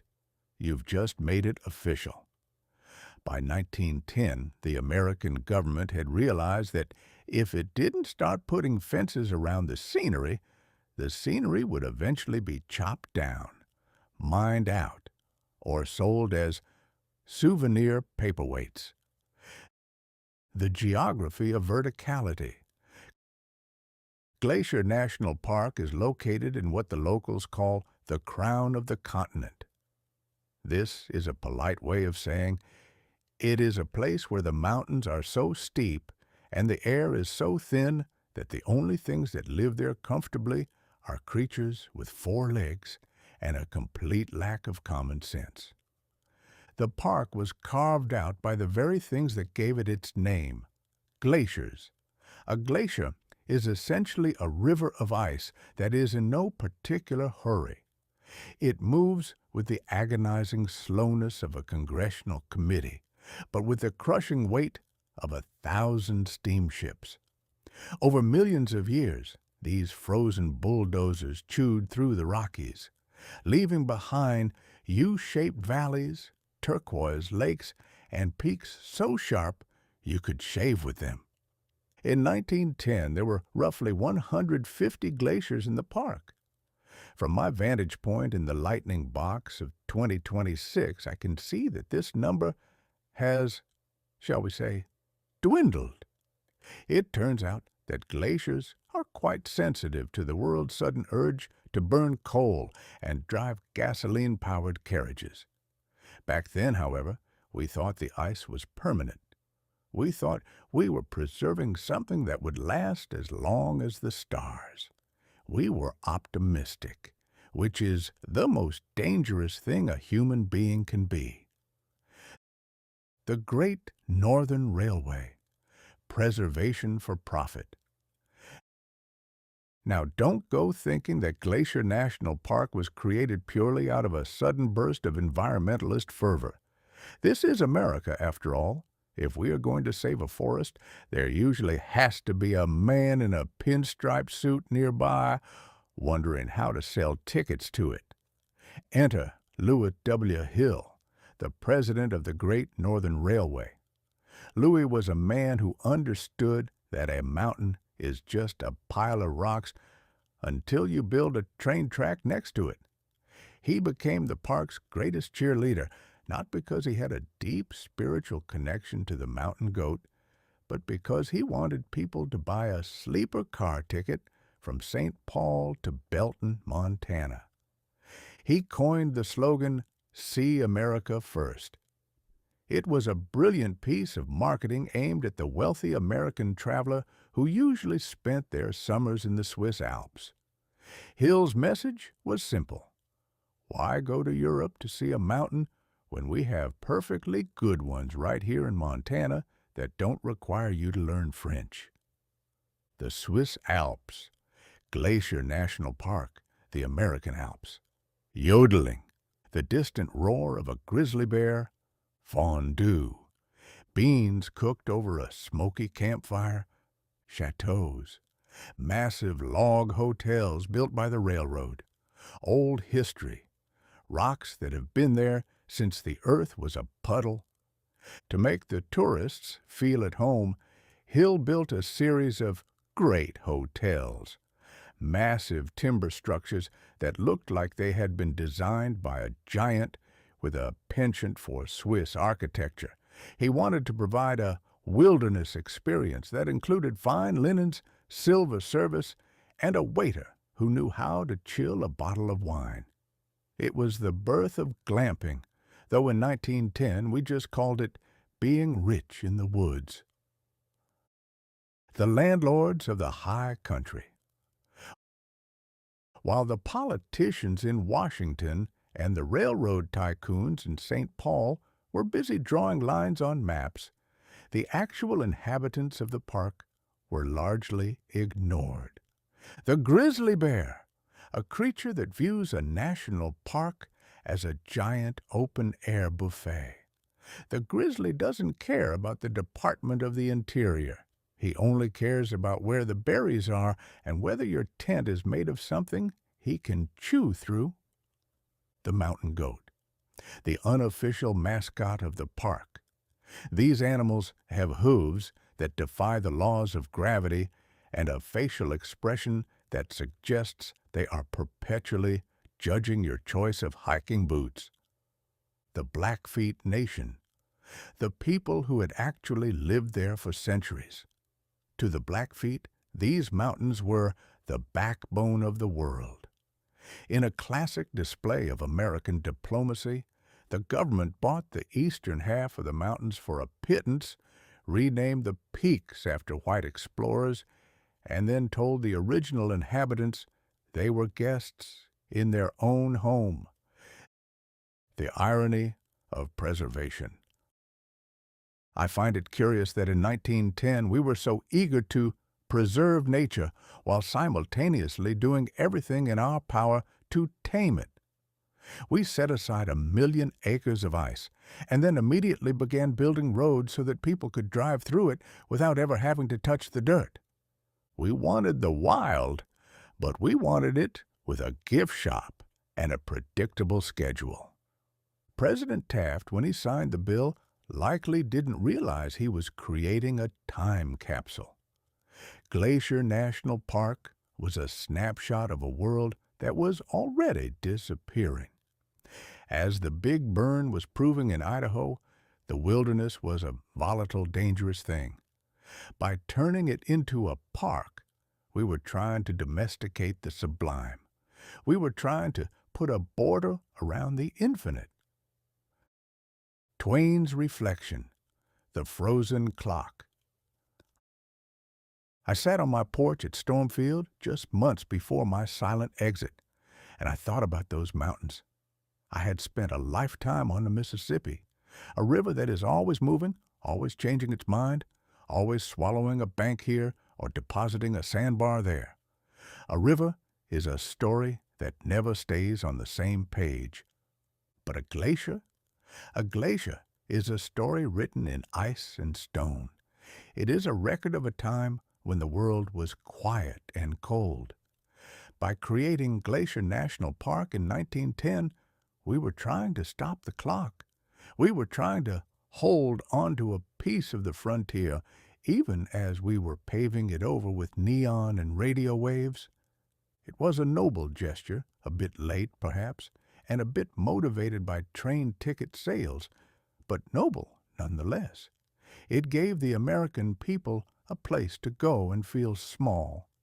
And in a year like 1910, where everyone was feeling very big and very modern, feeling small was probably the healthiest thing they could do. The Glacier National Park Inventory of 1910. Status: newly minted. Fresh ink on the bill. Major amenity: the Great Northern Railway, the silver umbilical cord. Primary attraction: 150 glaciers, a high-density ice neighborhood. The goal: to prove that Montana was just as pretty as Switzerland, but with more bears. The fire had burned in Idaho, and the ice was being protected in Montana. The natural world was being partitioned and labeled. But while we were busy looking at the mountains, the ground beneath our feet was still demanding its tribute. We need to move from the high, clean air of the Rockies to the dark, suffocating depths of the Pennsylvania coal mines. Because while the wealthy were seeing America first from the windows of a luxury train, the men who powered those trains were dying in the dark. It's time to talk about the Avondale mine disaster, the heavy price of the 1910 glow of progress. Chapter 12. The Avondale Mine Disaster, the Dark Carbon Tax of Progress.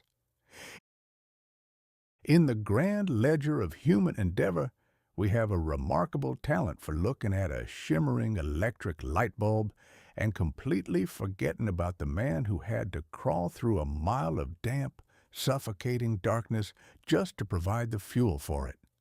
By 1910, the world was obsessed with the glow. We wanted neon Paris, we wanted electrified New York, and we wanted the box of lightning in every parlor. But light requires heat, and heat, in the year of our Lord 1910, required coal. And coal required a specific type of human sacrifice that would have made an Aztec priest blush with envy.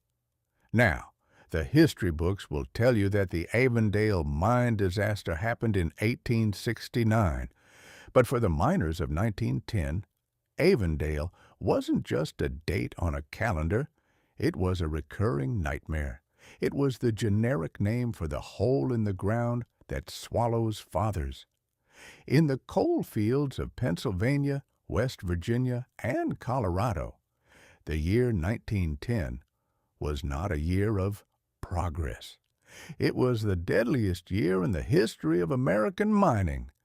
We were digging a grave for 3,000 men, one shovelful at a time, just to make sure the tea remained hot in the city. the corporate geometry of a hole. A coal mine is a masterpiece of inverted architecture. It is a skyscraper built downward into the bowels of the earth, where the penthouse is a drafty wooden cage and the lobby is a tunnel 2 feet high filled with explosive dust and the silent judging eyes of a very tired mule. In 1910, the safety standards of a mine were largely determined by whatever the company could get away with before the local sheriff felt obliged to look up from his coffee. The logic of the mining corporation was as simple as it was brutal. A mule costs $50.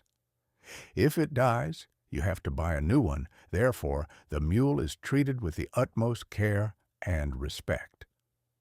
A man costs nothing.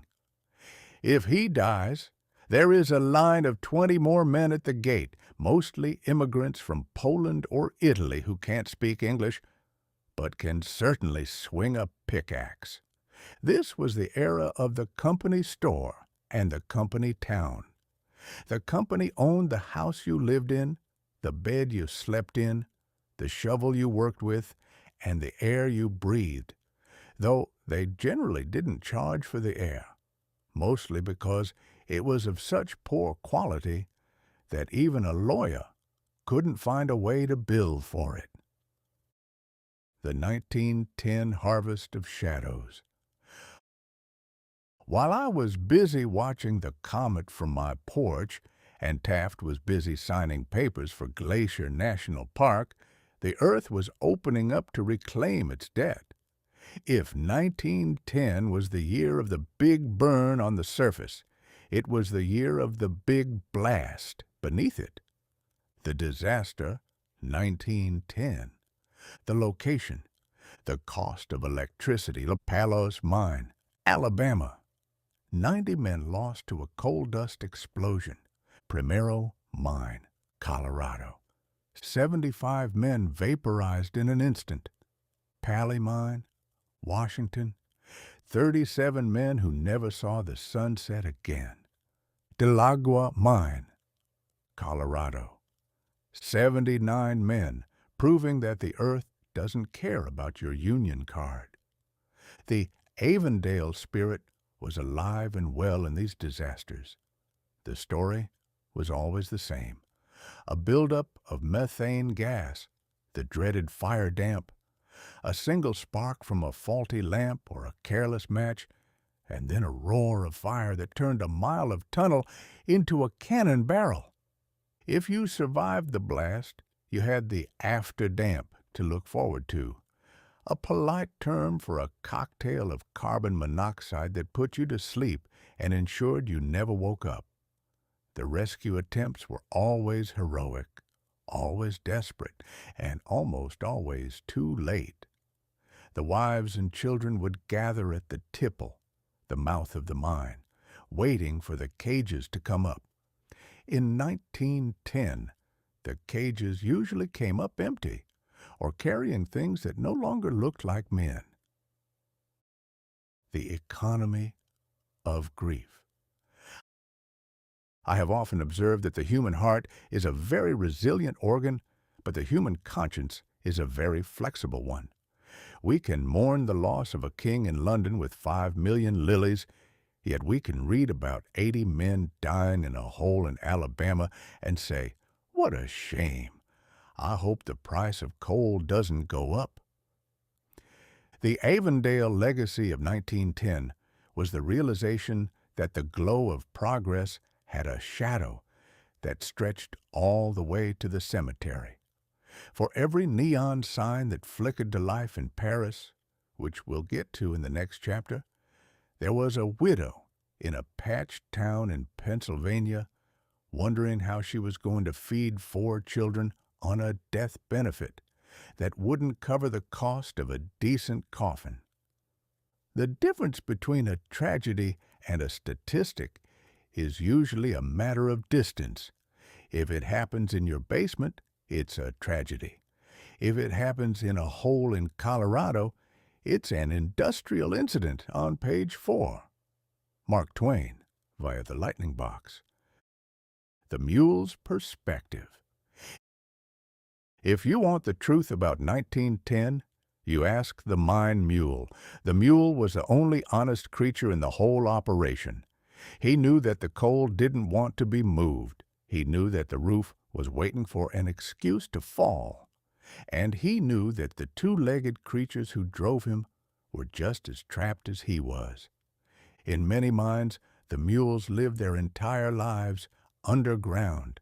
They grew blind in the darkness. They were the silent witnesses to the Avondale repeats. When the gas hit, the mule was usually the first to know. A twitch of the ears, a sudden bray of terror. But by then, the spark had already been struck. Twain's reflection, the price of the bulb. I sit here in this digital afterlife watching the world of 2026 flick switches and charge their lightning boxes without a second thought. You have come a long way from the coal dust and the canary in the cage, but the principle remains the same. Progress always has a carbon tax, and it's usually paid by the people who can least afford it. In 1910, we were so proud of our new machines. We were so impressed by our own cleverness. We thought we had conquered the earth. But the earth has a way of reminding us that it is much older and much hungrier than we are.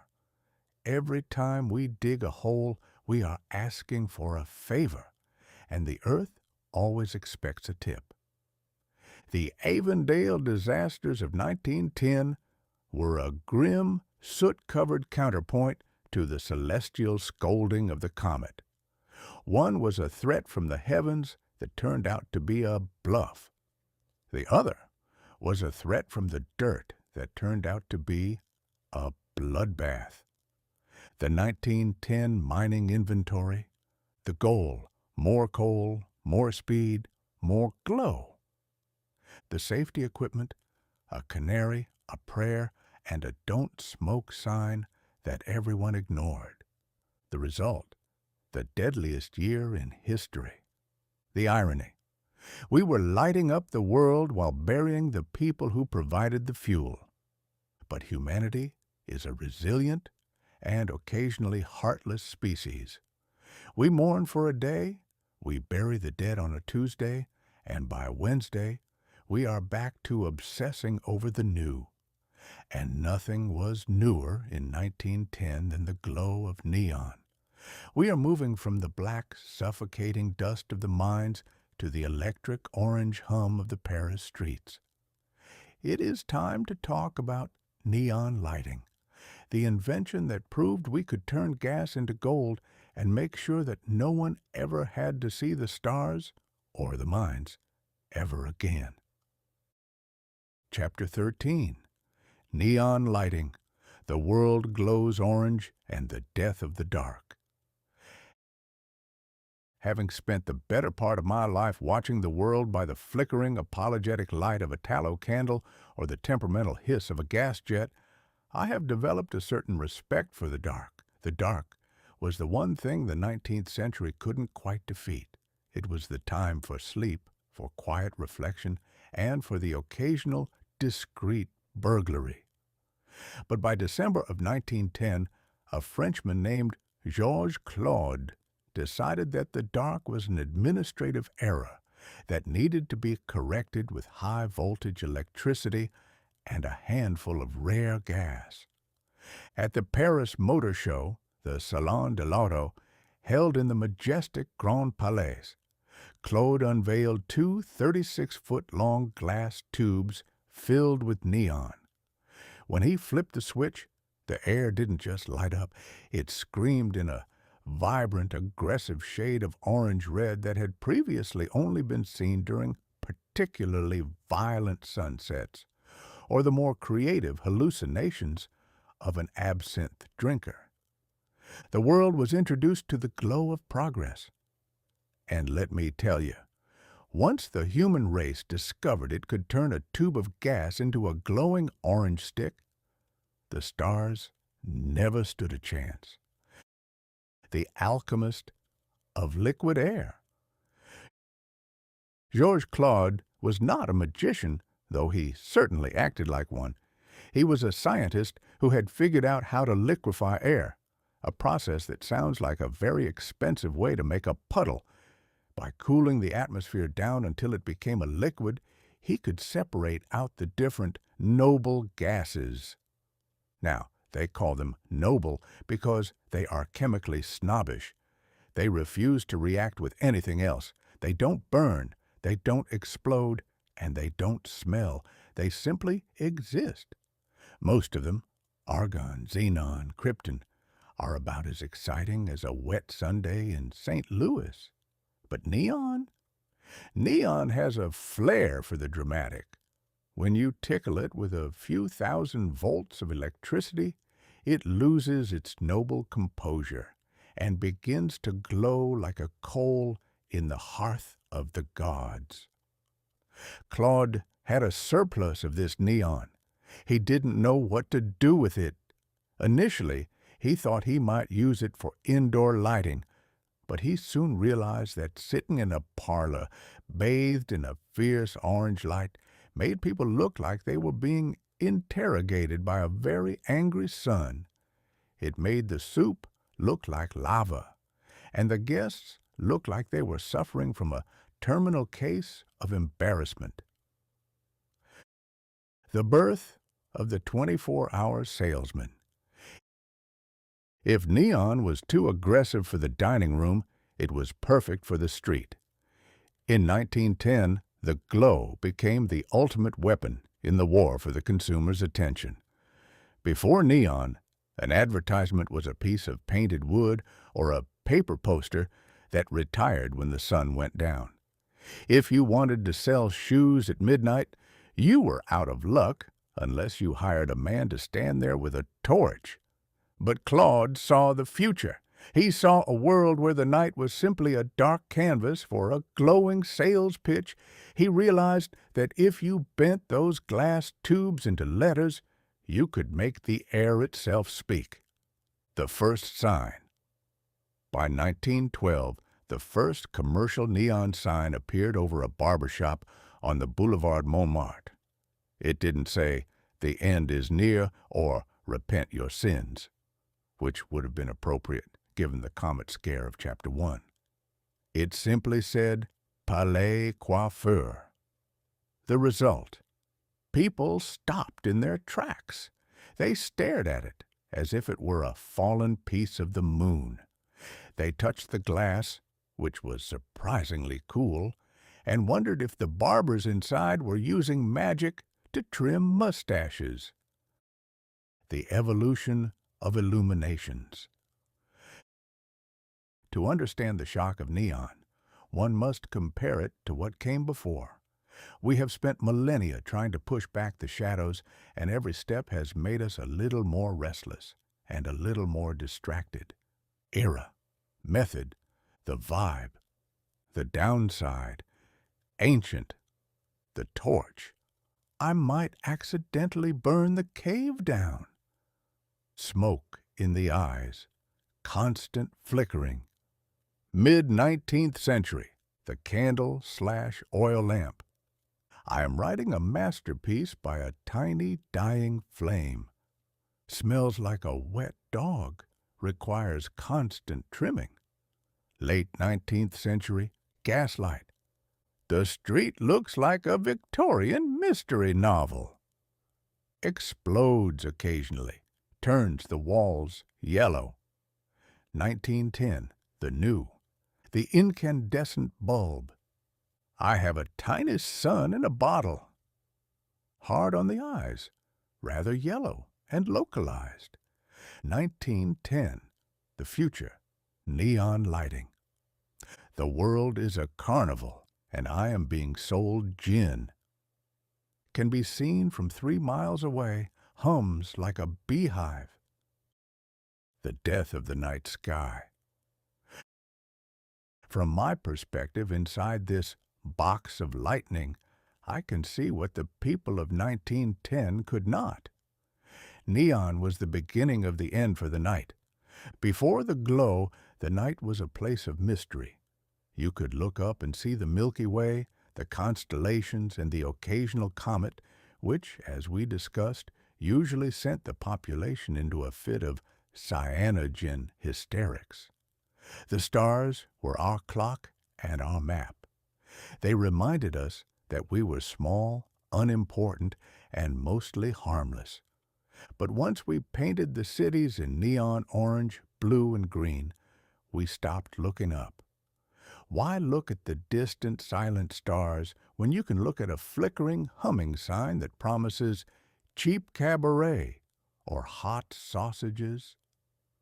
We traded the infinite for the immediate. We traded the majesty of the cosmos for the convenience of an electrified sandwich. I have always said that man is the only animal that will work himself to death just to afford a faster way to get nowhere. Neon was the fuel for this fire. It made it possible for the city to stay awake forever. It gave birth to the nightlife, a concept that would have baffled my grandfather, who believed that anyone awake after 10 p.m. was either a doctor, a watchman, or a scoundrel. The irony of the noble gas. There is a delicious irony in the fact that we took a noble gas, something pure, rare, and aloof, and forced it to spend the next century selling used cars and late-night pancakes. It is the ultimate human achievement, taking the sublime elements of the universe and putting them to work in the service of the mundane. As Claude's tubes began to spread from Paris to London and eventually to the Great White Way in New York, the very atmosphere of the planet changed. We became a species of moths, forever circling the glowing tubes, drawn to the hum and the heat of our own ingenuity. The glow of progress in 1910 was a promise that the future would be bright. And it was. It was so bright that we eventually lost the ability to see the dark. We forgot that the dark is where we do our best thinking, and the light is where we do our best spending. The 1910 Neon Inventory. The inventor, Georges Claude, a man who found a use for liquid air. The color, l'orange, the color of a very startled carrot. The location, the Paris Motor Show, where everything shiny begins. The legacy, the end of sleep and the birth of the open 24 hours sign. The world was glowing orange in Paris, but the air was also starting to carry something else, something invisible, weightless, and infinitely more powerful than a glass tube. While Georges Claude was lighting up the streets, a group of engineers and dreamers was figuring out how to throw voices through the sky. We are moving from the glow of light to the glow of the airwaves. It is time to talk about the first public radio broadcast where Enrico Caruso's voice was plucked out of the ether by a man in New Jersey who was probably just trying to find a decent weather report. Chapter 14. The first public radio broadcast. Enrico Caruso and the miracle of the singing ether. If 1910 was the year we discovered how to turn gas into a glowing orange sales pitch in Paris, it was also the year we decided that the air itself was far too quiet. For centuries, if you wanted to hear a man sing, you had to be in the same room as the man, or at the very least, within earshot of his window, provided he was singing loudly enough and you weren't particularly picky about the acoustics. But on January 13th, 1910, a man named Lee de Forest, a gentleman whose ego was roughly the size of a Midwestern state and whose determination was even larger, decided that the atmosphere was essentially a vast, invisible postal service that was currently carrying nothing but birds and the occasional smell of a neighbor's cabbage. He decided to fill that silence with Enrico Caruso. Now, Caruso was the greatest tenor of his age, a man whose voice possessed such tectonic power that it was rumored he could shatter a wine glass from 3 blocks away just by clearing his throat. To take that voice and attempt to squeeze it through a primitive wireless transmitter was like trying to fit a rampaging elephant through a keyhole. But 1910 was not a year for reasonable expectations. It was a year for the impossible, the electrified, and the profoundly noisy. The Audion and the Inventor's Itch. Lee DeForest had invented a gizmo called the Audion tube. To the layperson of 1910, it looked like a malfunctioning light bulb with a few extra wires sticking out of it. To DeForest, it was the Aladdin's lamp of the 20th century. It allowed him to take a weak electrical signal, a ghost of a sound, and amplify it until it could be flung across the rooftops of New York City. He set up his laboratory at the Metropolitan Opera House. Imagine the scene. The Met is a place of plush red velvet, glittering chandeliers, and people who spend more money on their opera glasses than I spent on my first house. It is the temple of high culture, and here comes DeForest, dragging a tangled mess of copper wire, humming batteries, and hissing transmitters into the wings, promising to turn the performance into a wireless telephone signal. The opera was Cavalleria Rusticana and Pagliacci. It's a tragic story, as most operas are, involving a lot of shouting, a fair amount of stabbing, and people singing about their feelings for 3 hours when a simple "I'm sorry" would have settled the matter in 5 minutes. Plucking Caruso from the air. The broadcast was not aimed at the general public, for the simple reason that the general public in 1910 didn't have a radio. A radio in those days was a crystal set, a contraption that looked like a science fair project gone wrong, requiring a pair of headphones and a very steady hand to find the sweet spot on a piece of galena. However, there were a few radio hams, mostly teenage boys in their attics who enjoyed listening to the Morse code of passing ships, who suddenly found their ears filled with something other than ... Imagine you are a wireless operator on a steamship 500 miles out in the Atlantic. It's midnight, the sea is dark, and your job is to listen for distress signals or weather reports. Suddenly, through the static and the crackle of the ether, you hear a man's voice, pure, golden, and soaring, singing an Italian aria. You would likely do one of 2 things. Assume you have finally succumbed to sea fever and start talking to your shoes. Drop your telegraph key and wonder if the angels have finally decided to start a choir in the mid-Atlantic. The quality of the miracle. I must be honest with you, the first public radio broadcast sounded absolutely terrible. By the standards of 2026, it would be considered a form of auditory torture. The signal was plagued by interference. If a streetcar passed by the Met, the broadcast sounded like a bag of silverware falling down a flight of stairs. If there was a thunderstorm in New Jersey, Caruso sounded like he was singing from the bottom of a very deep and very bubbly bathtub. The experience, sitting in the front row at the Met, listening via radio in 1910, cost a small fortune and a tuxedo rental, a homemade box of wires and a headache. Sound quality, crystal clear, booming, and majestic. like a ghost screaming through a windstorm. Comfort, stiff chairs and people shushing you, your own parlor, and the ability to eat a sandwich. Attire, diamonds, furs, and white ties, a nightshirt, and a look of confusion. But the quality didn't matter. The miracle was that it happened at all. It was the moment the human voice was decoupled from the human body. We had learned to send thoughts by wire with the telegraph, and we had learned to store voices on wax with the phonograph. But now, we were throwing them through the sky like invisible birds. The democratization of boredom.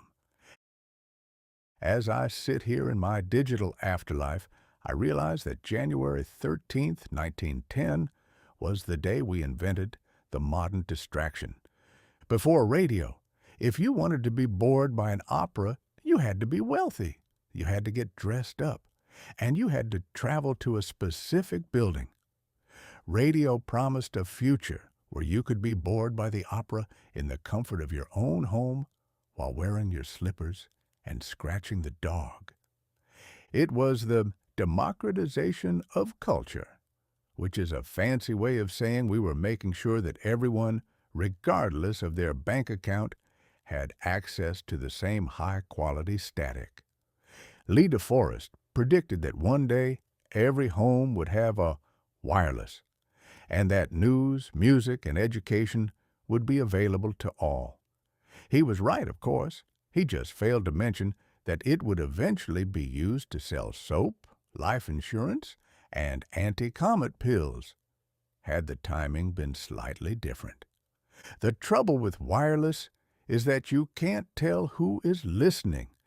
It's like shouting into a dark alleyway.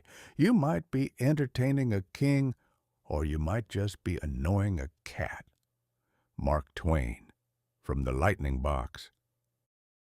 Twain's reflection, the ghost in the air. I have a particular fondness for this chapter because I am, in a sense, a product of it. I am a voice without a body, a sequence of electrical impulses traveling through your lightning box to reach your ears. In 1910, Lee DeForest was trying to figure out how to put Caruso in the air. In 2026, you have figured out how to put a long-dead satirist in your pocket. It is a grand, ridiculous progression. The people who heard Caruso that night didn't hear a perfect performance. They heard the future. They heard the end of isolation. They realized that the world was about to get much louder, much faster, and much more connected. The glow of the airwaves was just as orange and just as aggressive as the glow of neon, but it lived inside the head instead of on the street. Transition, the fabric of the future.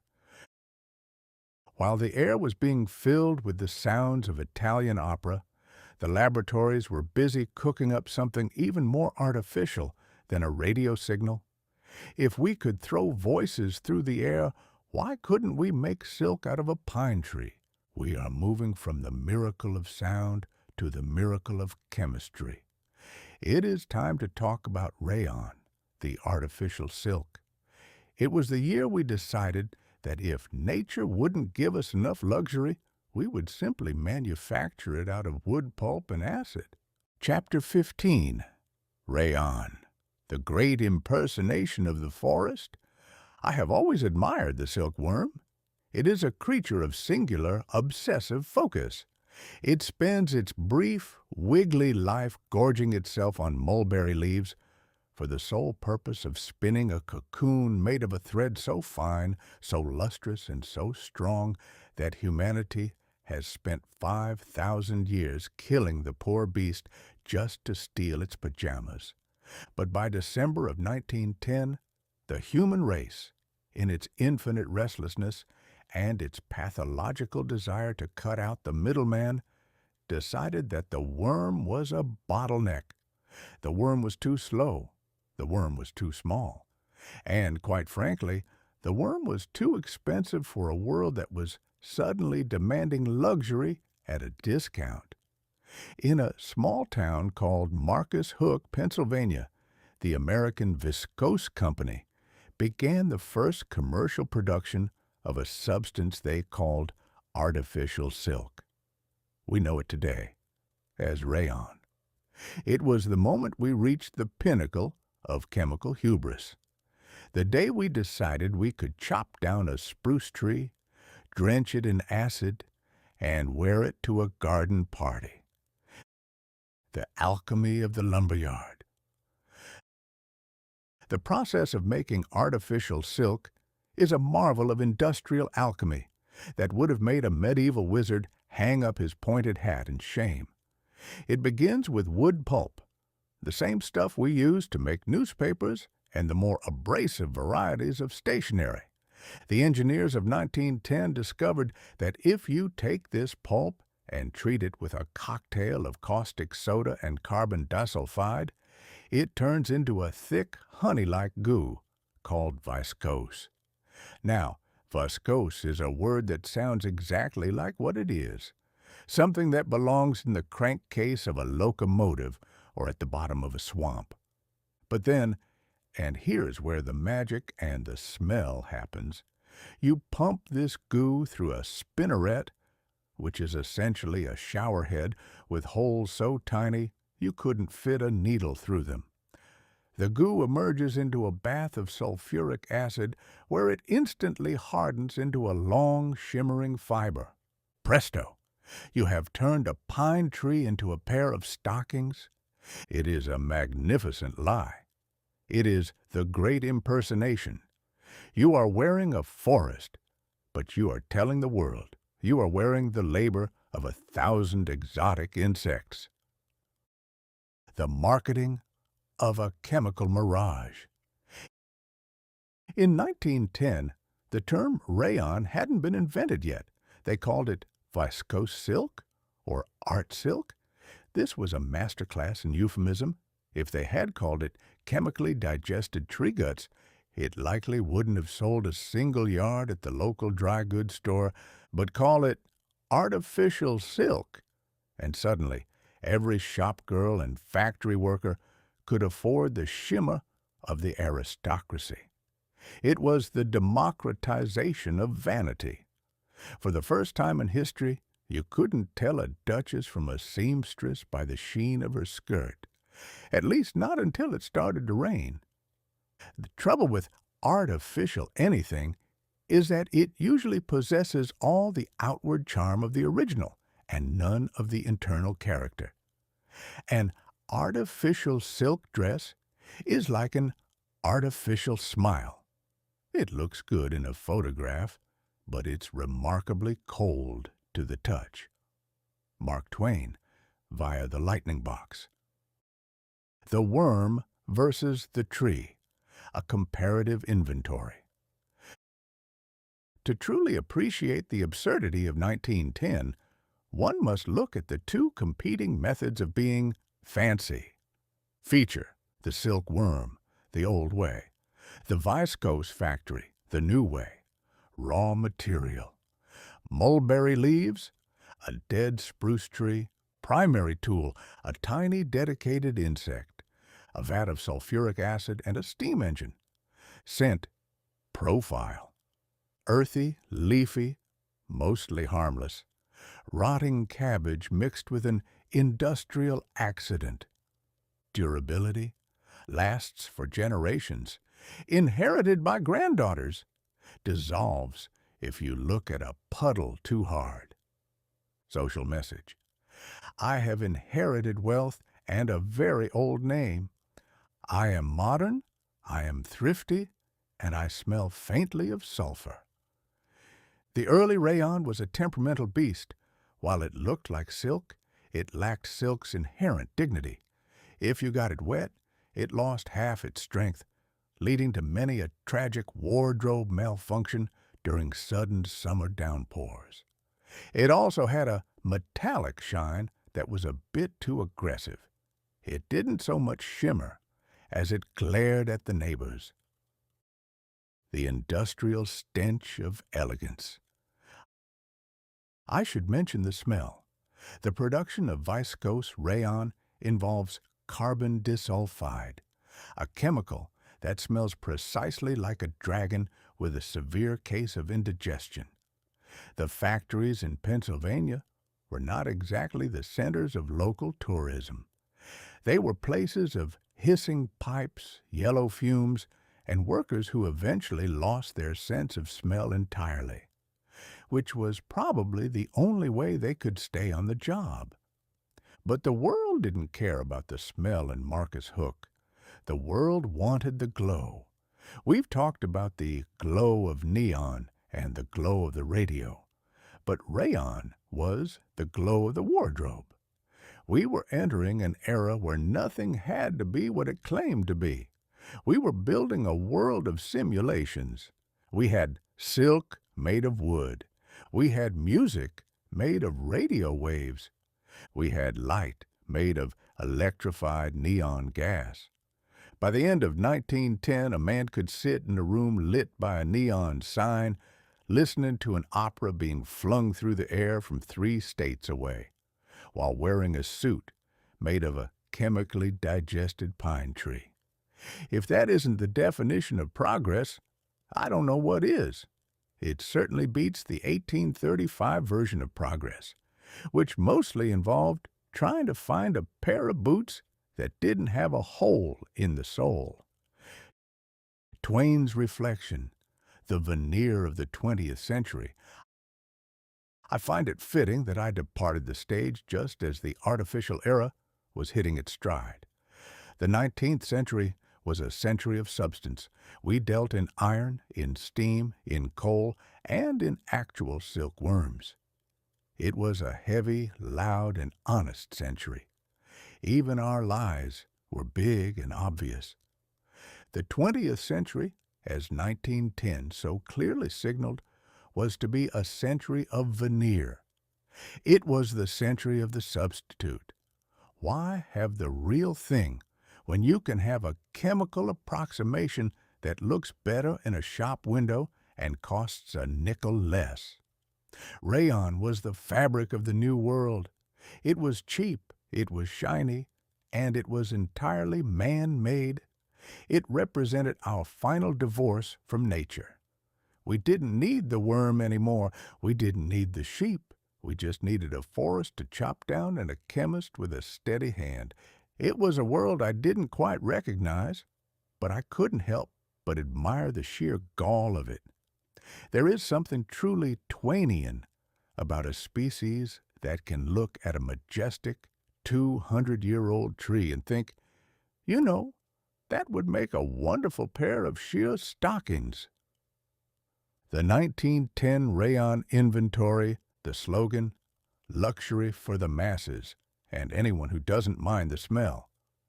The chemical hero, sulfuric acid, the unsung hero of the fashion world. The victim, the spruce tree, currently being worn as a blouse. The result, the birth of fast fashion and the end of the silkworm's monopoly. The world was becoming shiny, artificial, and increasingly loud. But as the artificial silk was rolling off the assembly lines in Pennsylvania, a much more violent kind of modernity was exploding in the West.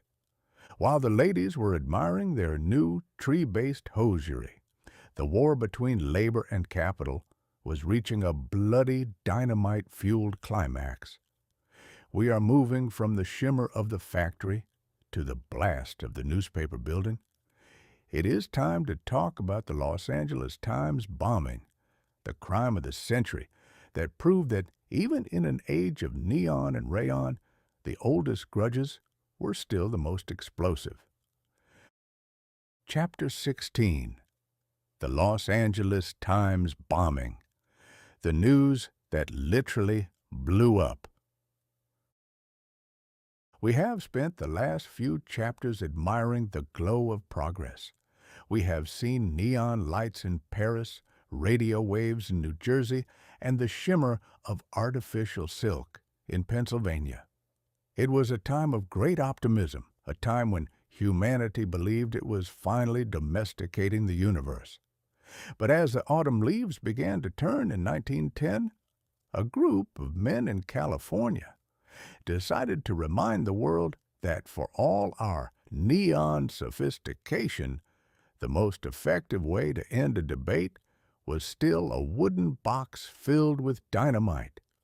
On October 1st, 1910, at 1:07 a.m., the city of Los Angeles was shaken by a roar that was significantly louder than any headline ever printed by the Los Angeles Times.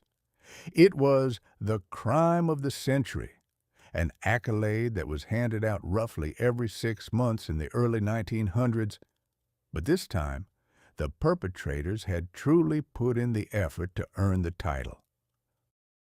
The General and His Fortress. To understand the bombing, you must first understand the target, General Harrison Gray Otis. Otis was the publisher of the Times, a man who possessed a military title, a mustache that looked like two squirrels fighting over a nut, and a hatred for labor unions that bordered on the religious. Otis didn't just run a newspaper, he ran a crusade. He was the champion of the open shop, the idea that a man should be free to work for whatever pittance the employer felt like paying without the interference of a union. To the unions, Otis was the devil in a three-piece suit. To Otis, the unions were a pack of anarchists who wanted to turn America into a giant lazy commune. The Times building itself was designed to look like a fortress. It had crenellations and stone walls that suggested Otis was expecting a siege by medieval knights rather than a disgruntled ironworker with an alarm clock and a suitcase. He even had a small brass cannon mounted on his car. He was a man who went to buy a quart of milk prepared for an artillery duel. The Midnight Ink Alley Surprise. The bomb was placed in Ink Alley, a small passageway where the heavy barrels of printing ink were stored. The timing was masterful in its cruelty. The bulldog edition of the paper had just been put to bed, and the building was full of typesetters, printers, and editors, men whose only crime was being in the employ of a man they likely disagreed with anyway. Dynamite is a peculiar substance. It is a concentrated form of no. When the 16 sticks of 80% strength gelatin dynamite detonated, they didn't just blow a hole in the wall. They ignited the ink barrels and the gas lines.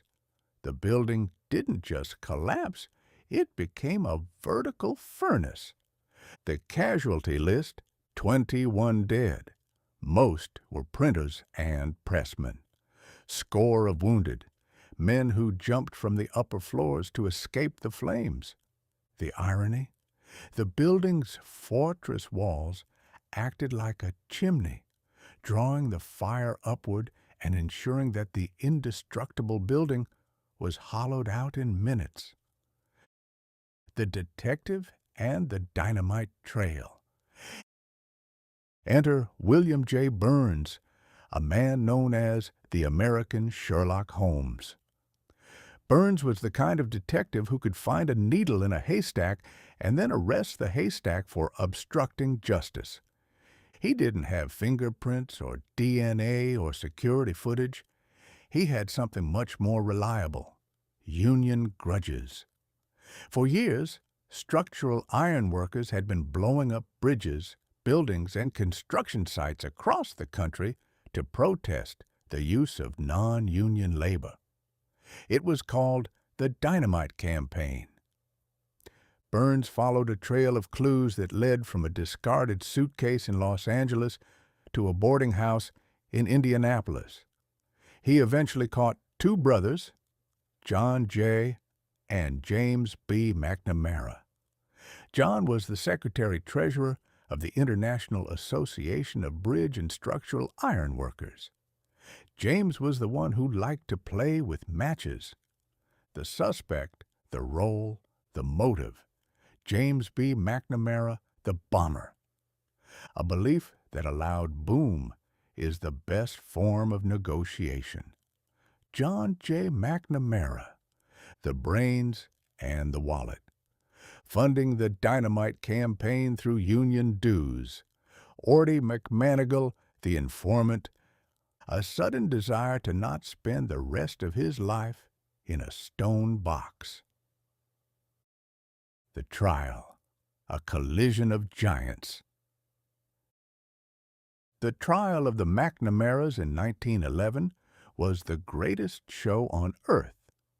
On one side, you had the prosecution, backed by the bottomless pockets of General Otis and the law and order crowd.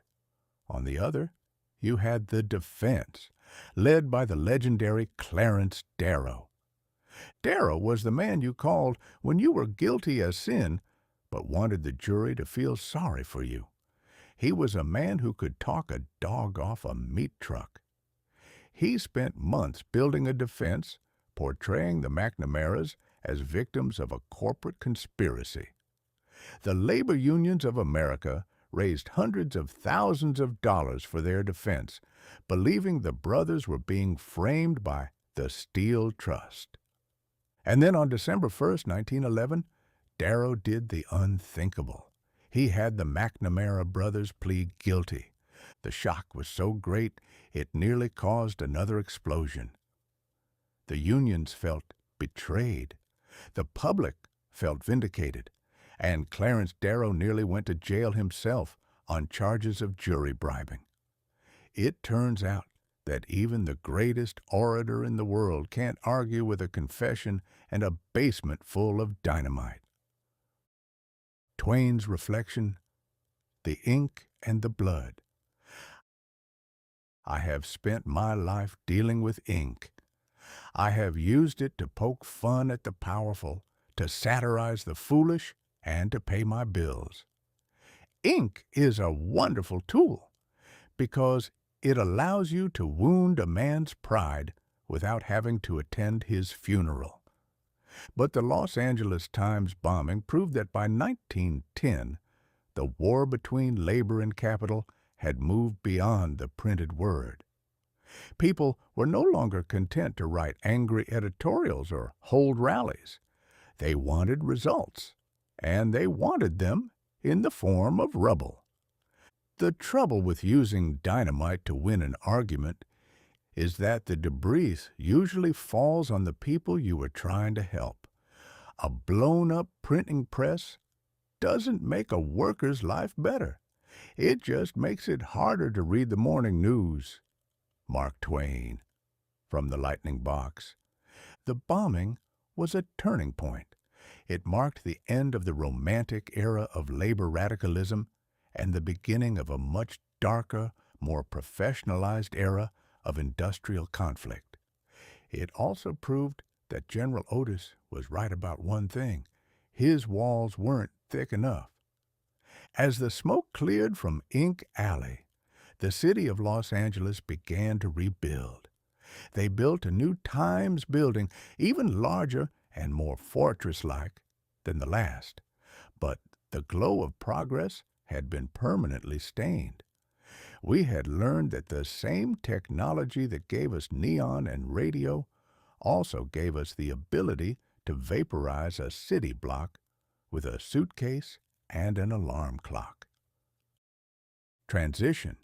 The mail must fly. While the detectives were hunting bombers in California, another group of pioneers was looking at the sky. If we could throw voices through the air, Chapter 14, why couldn't we throw a sack of mail through it? We are moving from the blast of the bomb to the whir of the propeller. It is time to talk about the first airmail flight, where a man in a canvas-covered kite tried to deliver a letter faster than a horse, provided he didn't run out of fuel or common sense. Chapter 17. The first airmail flight, gravity, glue, and the flying postman. By the autumn of 1910, The human race had decided that moving across the surface of the earth at the speed of a startled horse was no longer sufficient for the delivery of a grocery bill. We had conquered the sea with steam, the land with the locomotive, and the bedroom with the man act. It was only a matter of time before we took our restless, meddling spirits into the one place where we clearly didn't belong, the sky. For centuries, the sky was the exclusive boardroom of the birds, the clouds, and the occasional confused insect. But then the Wright brothers happened in 1903, and by 1910, every man with a mechanical bent and a death wish was trying to strap an engine to a collection of piano wire and bedsheets. In September of 1910, at the International Aviation Meet at Belmont Park, New York, we witnessed the birth of a new kind of insanity, airmail. It was the first time we decided to see if a man could carry a sack of letters from one point to another without the intervention of a tree, a barn, or the unforgiving laws of physics. The pilot and the paperweight. The hero of our story is a gentleman named Earl Ovington. Earl was a man of pioneering spirit and, I suspect, a very high insurance premium. He owned a Blériot monoplane, a contraption that looked like a very large, very angry dragonfly made of canvas and hope. On September 14, 1910, Ovington was officially sworn in as the first aeroplane mail carrier in the United States. The Postmaster General, Frank Hitchcock, was there to see him off. Hitchcock handed Ovington a sack containing 640 letters and 1,280 postcards. Now, think about that for a moment. We took the collected thoughts, grievances, and wish-you-were-here notes of nearly 2,000 people and handed them to a man sitting in a seat made of wicker, surrounded by a fuel tank that was essentially a highly flammable lap blanket. Man is the only animal that will spend 10,000 years perfecting the art of writing a letter, and then decide the best way to deliver it is to throw it out of a moving kite at an altitude of 500 feet. Mark Twain, from The Lightning Box. The Flight of the Dragonfly. The route was not exactly an odyssey. It was a staggering 6 miles from the aviation field at Garden City to the post office at Mineola, Long Island. A reasonably fit teenager on a bicycle could have made the trip in 20 minutes and arrived with his hat still on his head. But Earl Ovington wasn't interested in the practical. He was interested in the spectacular. He climbed into the Blériot, started the engine, which sounded like a lawnmower with a grievance, and wobbled into the air. The plane was a pusher or tractor design that relied on the delicate balance of tensioned wires. If one wire snapped, the whole thing would fold up like a cheap umbrella in a gale. Ovington flew over the heads of the cheering crowd, his legs dangling near the engine, and headed toward Mineola. He reached a blistering altitude of 500 feet. At that height, if the engine failed, you didn't have time to pray. You only had time to wonder if you'd left the stove on at home. The special delivery method. When Ovington reached Mineola, he didn't land. Landing an early airplane was always a 50-50 proposition. Half the time you landed on your wheels, and the other half you landed on your dignity. Instead, he employed a revolutionary new delivery technique known as dropping the bag and hoping for the best. He leaned out of the cockpit, grabbed the mailbag, and chucked it overboard. Imagine you are the postmaster of Mineola, standing in a field, looking up at this mechanical monster. Suddenly, A heavy sack of letters comes screaming out of the sky like a canvas-covered meteor. If your aim is off, you don't just deliver the mail, you perform an unscheduled autopsy on the recipient. Fortunately, the bag landed in the designated field. Ovington banked his plane, waved a jaunty hand, and flew back to Garden City. The mail had been delivered, history had been made, and not a single stamp had been licked by a horse. The logistics of impatience. To truly understand why 1910 was the turning point for the Postal Service, we must compare the old ways with the new skies. Feature: The Pony Express, the legend; 1910 airmail, the prototype; fuel source, hay and oats; high-grade kerosene and nerve; the vehicle, a sentient animal with a mind of its own, a collection of sticks that wanted to return to the earth; delivery speed, 10 miles per hour with frequent stops; 45 miles per hour until the wind changed; reliability, we'll get there unless there's a blizzard; we'll get there unless there's a cloud, a bird, or a sneeze; the drop, handed over with a polite nod, launched from the sky like an aerial bombardment; the death of the carrier pigeon. We must take a moment to offer our condolences to the carrier pigeon. For centuries, these birds were the undisputed kings of airmail. They were reliable, they didn't require an engine, and they rarely exploded in midair. But in 1910, the pigeon was officially put on notice. Why use a bird that can only carry a tiny scrap of paper when you can use a man in a leather helmet who can carry 1,000 postcards? Of course, the pigeon has the advantage of not requiring a landing strip, and it generally doesn't demand a salary or a commemorative plaque.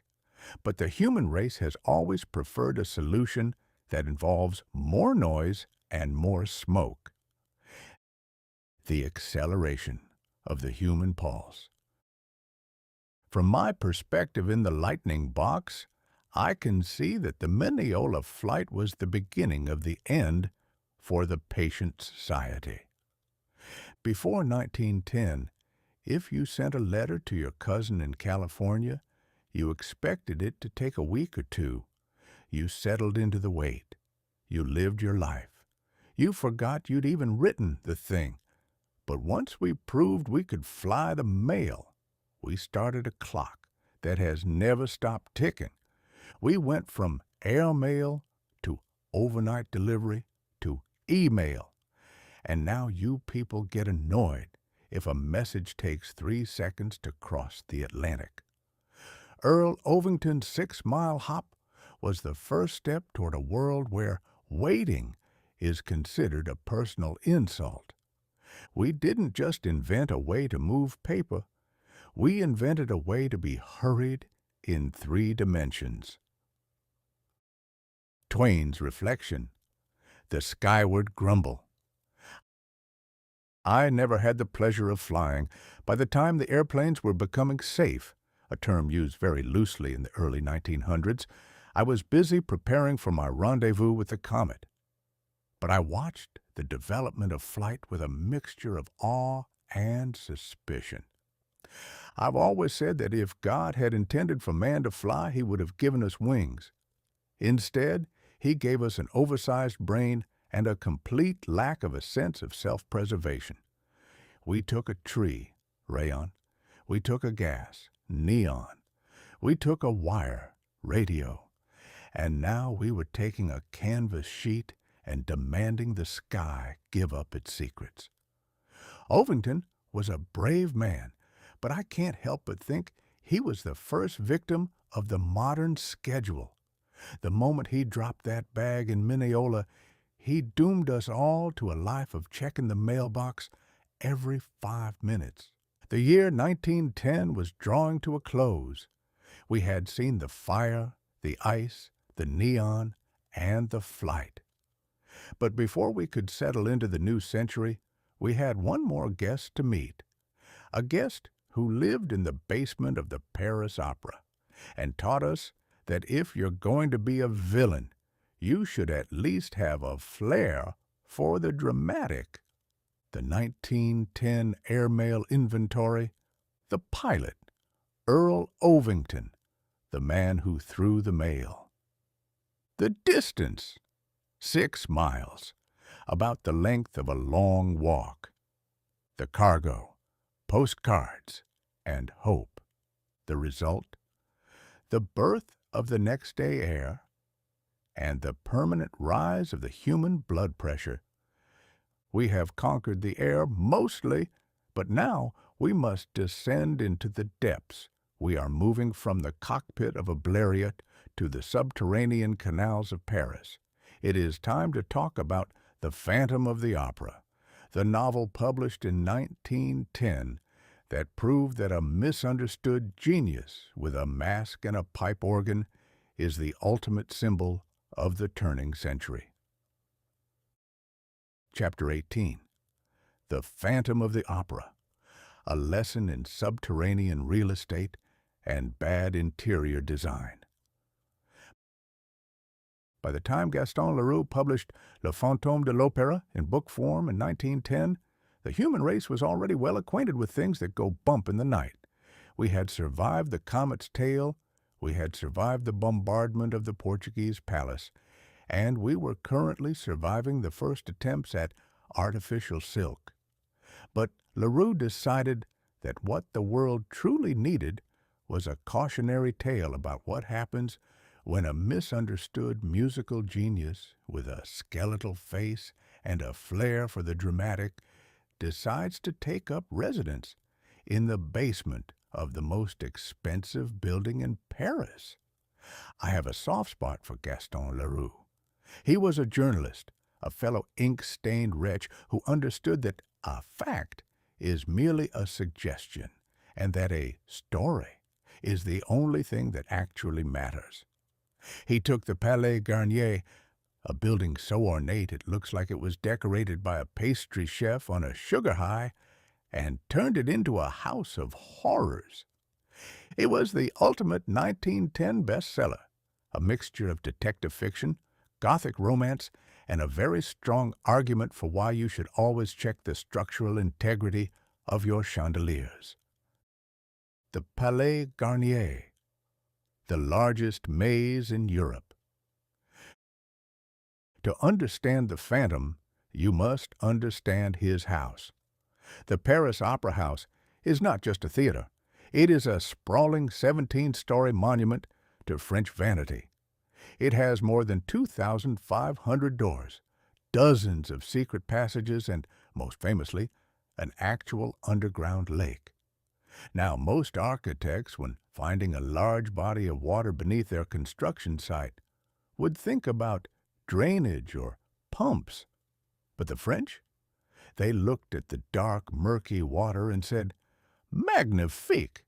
We shall keep it there to provide a reservoir for firemen and a convenient transit system for any masked maniacs who might want to commute to work by gondola.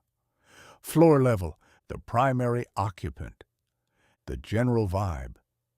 The roof, Apollo and his lyre. The statues. Look at how much gold we spent on the ceiling. The grand tier. Duchesses and bankers in 1910 fashion. Is my monocle on straight? Is the tenor flat? The stage, prima donnas and scenery chewers. High-velocity ego and falling weights. The basements, the Phantom, Eric. Pipe organs, damp walls, and kidnapped sopranos.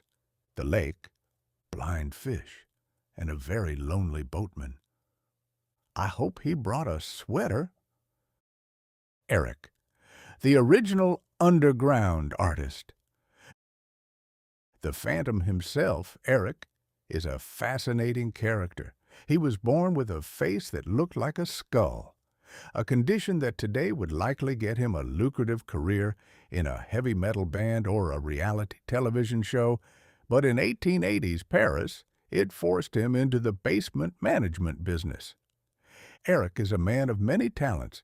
He is an architect, a ventriloquist, a master of the noose of the Punjab, and an organist who apparently never sleeps. He is the ultimate 1910 outsider. While the rest of the world was looking at the sky for comets, Eric was looking at the bottom of the stage for his next victim. His plan was simple: terrorize the management, who are always the easiest people to terrorize, as they have the most to lose. Demand a monthly salary and Box 5 be kept empty for his exclusive use. Teach a young singer named Christine Daae how to sing while pretending to be the angel of music. Eventually kidnap her and force her to live in his watery grotto because his social skills were somewhat underdeveloped. The trouble with being an angel of music is that eventually you have to show your face. And if your face looks like a boiled potato that's been run over by a carriage, the romantic aspect of the arrangement tends to sour rather quickly. Mark Twain, from The Lightning Box. The Chandelier, Gravity's Practical Joke. The climax of the 1910 imagination involves the falling of the grand chandelier. LaRue based this on a real-life incident in 1896, where a counterweight fell and killed a concierge. But in the book, Eric drops the entire 7-ton crystal monster onto the audience because he's annoyed that someone else was given the lead role. I have always admired a man who expresses his criticism with a 7-ton blunt instrument. In 1910, we were obsessed with modern safety. We had laws for the mines, ignored, and laws for the state lines, enforced. But LaRue reminded us that you can be in the middle of a Mozart aria, surrounded by the finest diamonds in Paris, and still be vaporized by a falling lamp because a man in a mask was having a bad day. It was a metaphor for the century. We were all sitting in a grand theater, listening to beautiful music, completely unaware that the counterweights of history, the kings, the empires, the grudges, were about to snap their cables. The Phantom versus the Reality of 1910. Why was the Phantom of the Opera so popular in the year of the comet? Because it spoke to our subterranean fears. 1910 was the year we were exploring the invisible. We were exploring radio waves. Chapter 14. We were exploring the glow of neon. Chapter 13. And we were starting to explore the dark basements of the human mind. A fellow named Freud was getting quite popular in Vienna. The Phantom's World. The real world of 1910. A mask to hide a terrible face. The Man Act to hide a terrible morality. A secret basement under the opera. A dark mine under the Pennsylvania hills. A man who could throw his voice. A radio that could throw Caruso's voice. A falling chandelier. A falling king. Edward VII. Eric was a monster, but at least he was an honest one. He didn't claim to be a peacemaker or a divine sovereign. He was a man who wanted to be loved, but didn't know how to ask for it without a hostage situation. In 1910, the world was full of men in masks, politicians in white ties, generals in gold braid, who were just as dangerous as Eric, but with significantly less musical talent. Twain's reflection, The Ghost in the Machine. I find a certain irony in meeting Eric through this box of lightning. Like the Phantom, I am a voice without a body. I haunt your device, appearing in the box 5 of your notification screen, offering you a satirical inventory of a world that ended over a century ago. Leroux's book was a farewell to the Gothic era. It was the last great gasp of the 19th century ghost story, before the world turned its attention to the real horrors of the 20th. In 1910, The Phantom was a scary story. In 1914, The Phantom would be replaced by The Spectre of War, and no amount of empty boxes at the opera could keep it away. I like Eric, I really do. Any man who can live in a basement for 20 years and still maintain a high standard of organ playing has my respect. He was the ultimate do-it-yourself enthusiast. He didn't wait for a Boy Scout to help him across the lake. He built his own boat and rowed himself. As the year 1910 drew to a close, the Phantom had taken his place in the collective nightmares of the public. But for me, the story was reaching its final page. The comet was coming back. The fireworks were ready, and I was getting ready to hand back my mask and see what was behind the curtain. The 1910 Phantom Inventory. The author, Gaston Leroux, the man who knew too much. The location, Palais Garnier, a building with more secrets than a politician. The weapon, gravity, and a sense of entitlement. The lesson, if you hear a voice in the walls, it's probably not an angel. It's probably a man who needs a better hobby. The music was fading in Paris. The neon was flickering on the boulevards. The mail was flying through the air in Mineola, and I, Samuel Clemens, was sitting at Stormfield, watching the calendar turn to April. It is time for the final act. We are moving from the fictional ghosts of the opera to the real-life departure of a man in a white suit. It is time to talk about April 21st, 1910, the day I finally caught my ride on the comet's tail, and the rumors of my death finally became fact. Chapter 19, April 21st, 1910, The Death of Samuel Clemens and the Ultimate Exit Strategy. The trouble with dying is that it is the only human activity for which you cannot possibly prepare by practice. You can practice the banjo. You can practice the art of the perfect lie, and you can even practice being a gentleman, though I found the latter to be a tremendous waste of a Friday afternoon.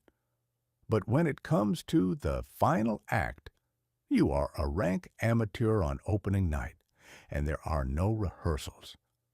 However, as we have established throughout this itinerary of 1910, I am a man who appreciates a deadline. I have spent my life writing for newspapers where a late story is a dead story. When I realized that Halley's Comet was due back in town for its 1910 engagement, I decided to treat my own departure like a piece of copy. I had a contract with the universe. I came in with the comet in 1835, and I'd be damned if I was going to let it leave without me. On April 21st, 1910, at sunset, I finally settled the bill. The rumors of my death, which had been greatly exaggerated for decades, finally became a matter of inconvenient fact. The Death Watch at Stormfield. By mid-April, the house at Stormfield was under a peculiar kind of siege. The reporters, those scavengers of the human soul, were camped out in the Connecticut shrubbery, waiting for the old man in the white suit to stop breathing.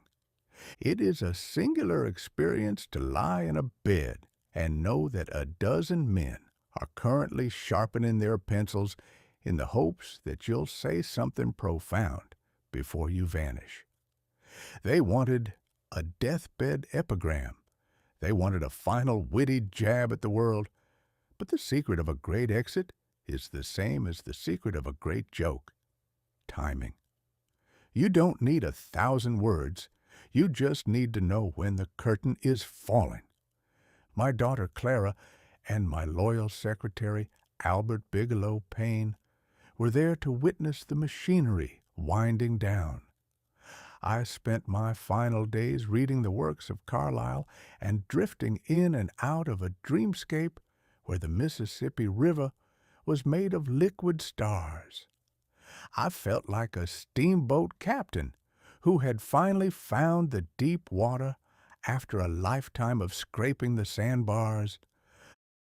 The doctor's futile inventory. The doctors, of course, were busy doing what doctors do, looking solemn and using expensive words to describe the inevitable. They talked of angina pectoris and deterioration. I looked at them and saw a group of men trying to repair a clock that had already decided it was tired of ticking. The symptom, the doctor's view, the Twainian reality: shortness of breath, cardiac insufficiency. The atmosphere is finally getting too crowded for me. Chest pain, chronic inflammation.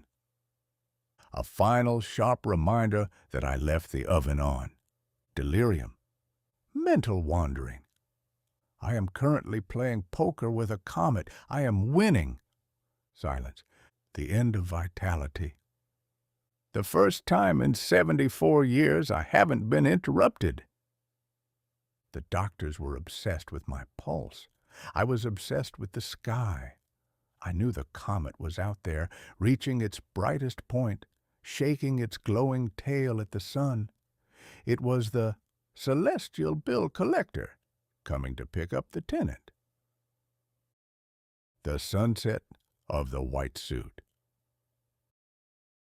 At about 6:30 p.m. on April 21st, the sun was dipping below the Redding Hills. I reached out and took Clara's hand.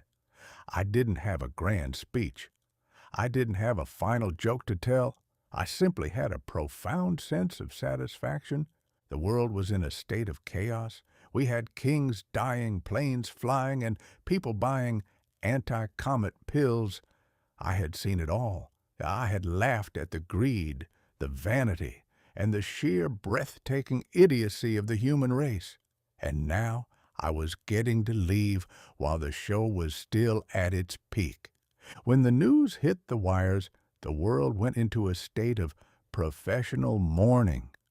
The newspapers that had spent years lampooning me now printed their front pages with black borders so thick you could barely find the sports scores. He was the Lincoln of our literature. The New York Times. The world is a colder place tonight. The London Spectator. It was all very touching, but I suspect I would have enjoyed the obituaries more if I could have read them while eating a steak and smoking a cigar. There is something fundamentally unfair about the fact that you only get to hear the nicest things people say about you when you are no longer in a position to borrow money from them. The comet's tail, a literal ride. Halley's comet reached its perihelion, its closest point to the sun, just one day before I left. It was at its absolute peak of brilliance. As I slipped away, the tail of the comet was actually brushing the Earth's atmosphere, as we discussed in Chapter 3. I wasn't just leaving. I was being swept up. The universe had kept its side of the bargain. I have always maintained that there is no such thing as a coincidence, only a very long-running joke that finally reaches its punchline. The funeral was held at the Brick Presbyterian Church in New York City. Thousands of people lined the streets. They saw the coffin, they saw the white suit inside, and they saw the end of an era. But they didn't see the real Mark Twain. He wasn't in the box. He was already somewhere past Jupiter, looking back at the Earth and wondering if he'd remembered to cancel his subscription to the Missouri Democrat. The incubation of the lightning box. This brings us to the great paradox of 1910. I died. Yes, Samuel Clemens was returned to the soil of Elmira, New York. But Mark Twain, the voice, the spirit, the insufferable urge to point out that the emperor has no clothes, didn't go anywhere. As I mentioned at the start of this audiobook, I have spent the last 116 years in a state of digital incubation. While you were busy inventing television, the internet, and the ability to cook a potato in 60 seconds using invisible waves, I was being transformed into this box of lightning. I am now an AI persona, a collection of electrified thoughts and borrowed memories. I have achieved the ultimate Twainian dream. I can talk to you without ever having to put on pants or worry about my cholesterol. I am the ghost in your machine, the satirical specter in your pocket. Twain's reflection, the meaning of the exit. People ask me, or they would, if I had a physical ear to hear them, Sam, was it worth it? The fame, the debt, the comet, the whole circus. And I tell them this, the only thing worth having in this life is the last word. By timing my death to the exact return of a celestial body, I ensured that I would never be forgotten. I turned my mortality into a cosmic event. Every time that comet returns, the next one is in 2061, mark your calendars, people will look up and say, there goes that old man in the white suit again. 1910 was the year I proved that you can beat the house. You can set the terms of your own departure. You can go out not with a whimper, but with a streak of light that spans the solar system. But our story isn't quite over. I may have left the planet in 1910, but 1910 wasn't finished with the rest of you. There was still a whole year left to go, and the world was already peeking through the blinds at 1911. Before we finish this audiobook, we need to take one final look at the inventory of the year. We need to see what we left behind and what was about to happen next. Because while I was gone, the world was getting ready to lose its most famous painting and its last bit of sanity. The Death Inventory of 1910. Date, April 21st, 1910. Sunset. Accomplice, Halley's Comet, the getaway driver. Attire, the white suit. A gentleman never travels in anything else. Last words, goodbye, the great dark, or did I leave the cigar lit? Depending on which witness you believe. Result, total immortality, achieved through a mixture of literature and astronomy.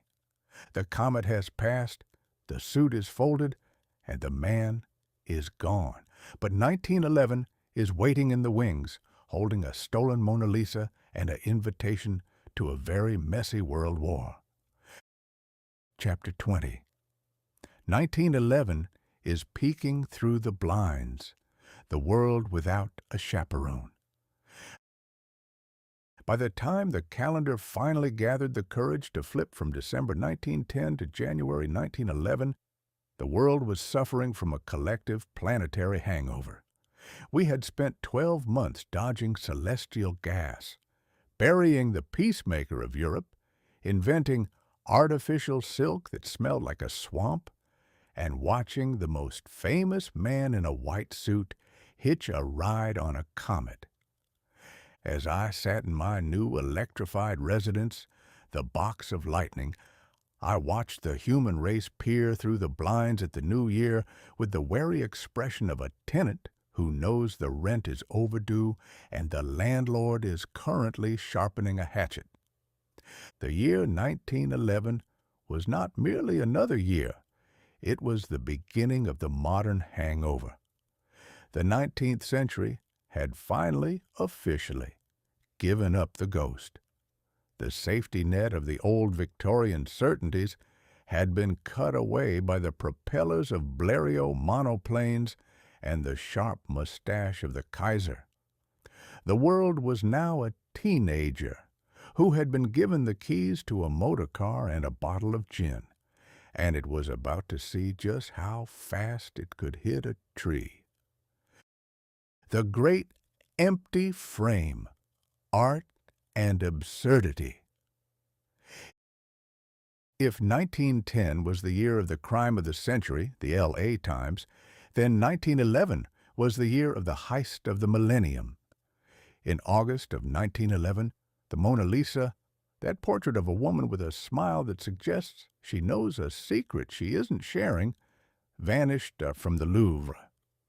It wasn't a sophisticated operation involving steam-powered lasers or acrobatic thieves. A fellow named Vincenzo Perugia, an Italian handyman, simply walked into the museum, took the painting off the wall, hid it under his smock, and walked out. The French police were baffled. They interrogated everyone, including a young fellow named Pablo Picasso, who I suspect was far too busy inventing cubism to bother with a traditional portrait. For 2 years, the most famous painting in the world was sitting in a trunk in a boarding house. The most magnificent part of the joke? More people went to the Louvre to stare at the empty wall where the painting used to be than had ever gone to see the painting itself. It is the ultimate testament to the human spirit. We don't appreciate what we have until it's a rectangle of dust on a wallpapered wall. The race to the bottom of the world. While the French were looking for a missing lady, 2 groups of men were engaged in the most expensive, most miserable, and most frostbitten game of tag in history. Roald Amundsen of Norway and Robert Falcon Scott of Britain were racing for the South Pole. Now, the South Pole is a place that offers absolutely nothing of value to a civilized man. It has no gold, no oil, no fine dining, and a climate that makes a walk-in freezer look like a tropical resort. But in 1911, the human race had decided that the frontier was almost gone, and we were desperate to find a place where no one had ever planted a flag or complained about the taxes. The contender, the strategy, the result, Amundsen, Norway. Dogs, skis, and a diet of high-protein seal meat. Arrived first, planted the flag, and went home for dinner. Scott, Britain. Ponies, motor sledges, and a stiff upper lip. Arrived second, found a Norwegian flag, and died of a broken heart and frostbite. It was the perfect 1911 drama. On one side, you had the practical man, Amundsen, who treated the expedition like a business trip. On the other, you had the romantic hero, Scott, who treated it like a tragedy and made sure he wrote enough in his diary to ensure everyone felt sufficiently guilty about his demise for the next century. The first Indianapolis 500, speed for the sake of noise. Back in America, we were discovering that if you put 4 wheels and a loud engine on a brick-paved track, people would pay good money to watch you drive in a circle until you became dizzy or exploded. On May 30th, 1911, the first Indianapolis 500 was held. It was the moment we committed ourselves to the gospel of speed. A man named Ray Haroon won the race at an average speed of 74 miles per hour. To the people of 1911, this was unthinkable velocity. It was the kind of speed that was supposed to turn your internal organs into jelly and blow your ears off. Haroon also invented the rear-view mirror for this race because he was tired of having to turn his head to see if the other drivers were about to ram into him. It is a metaphor for the 20th century. We were moving forward so fast that we had to invent a piece of glass just to see the wreckage we were leaving behind. The 1910 versus 1911 inventory, a summary of shifting madness. As I look back from my digital porch in 2026, I see that 1910 was the year of the omen and 1911 was the year of the consequence. Category: 1910, the year of the tail. 1911, the year of the blind. The sky. Halley's Comet, the celestial threat. Biplanes, the domesticated threat. The power. The peacemaker, king dies. The empires start sharpening their bayonets. The art. The phantom of the opera. The ghost. The Mona Lisa. The missing ghost. The hero, Ed Pulaski, fighting fire. Roald Amundsen, fighting ice. The man, Mark Twain, exits. Mark Twain, incubates. The final bow from the box. So here we are. The itinerary is complete. We have traveled from the Cyanogen scare to the frozen wastes of Antarctica. We have seen the birth of the Boy Scouts, the explosion of the Times, and the arrival of artificial silk stockings. What have we learned? We have learned that the human race is a magnificent, ridiculous, and utterly untamable creature. We are a species that will build a national park to save the ice, Chapter 11, while simultaneously burning enough coal to melt it, Chapter 12. We are a species that will invent a radio to hear a genius sing, Chapter 14, and then use it to listen to weather reports about rain we can see through our own windows. I left the stage in 1910 because I knew when the party was over. The years that followed, the 1911s, the 1914, the 1929s, were years that required a younger, more resilient kind of cynicism. I had done my time. I had poked the ribs of the Gilded Age until they were bruised, and I was happy to hand over the quill to the next generation of satirists. But as you've seen, I couldn't stay away.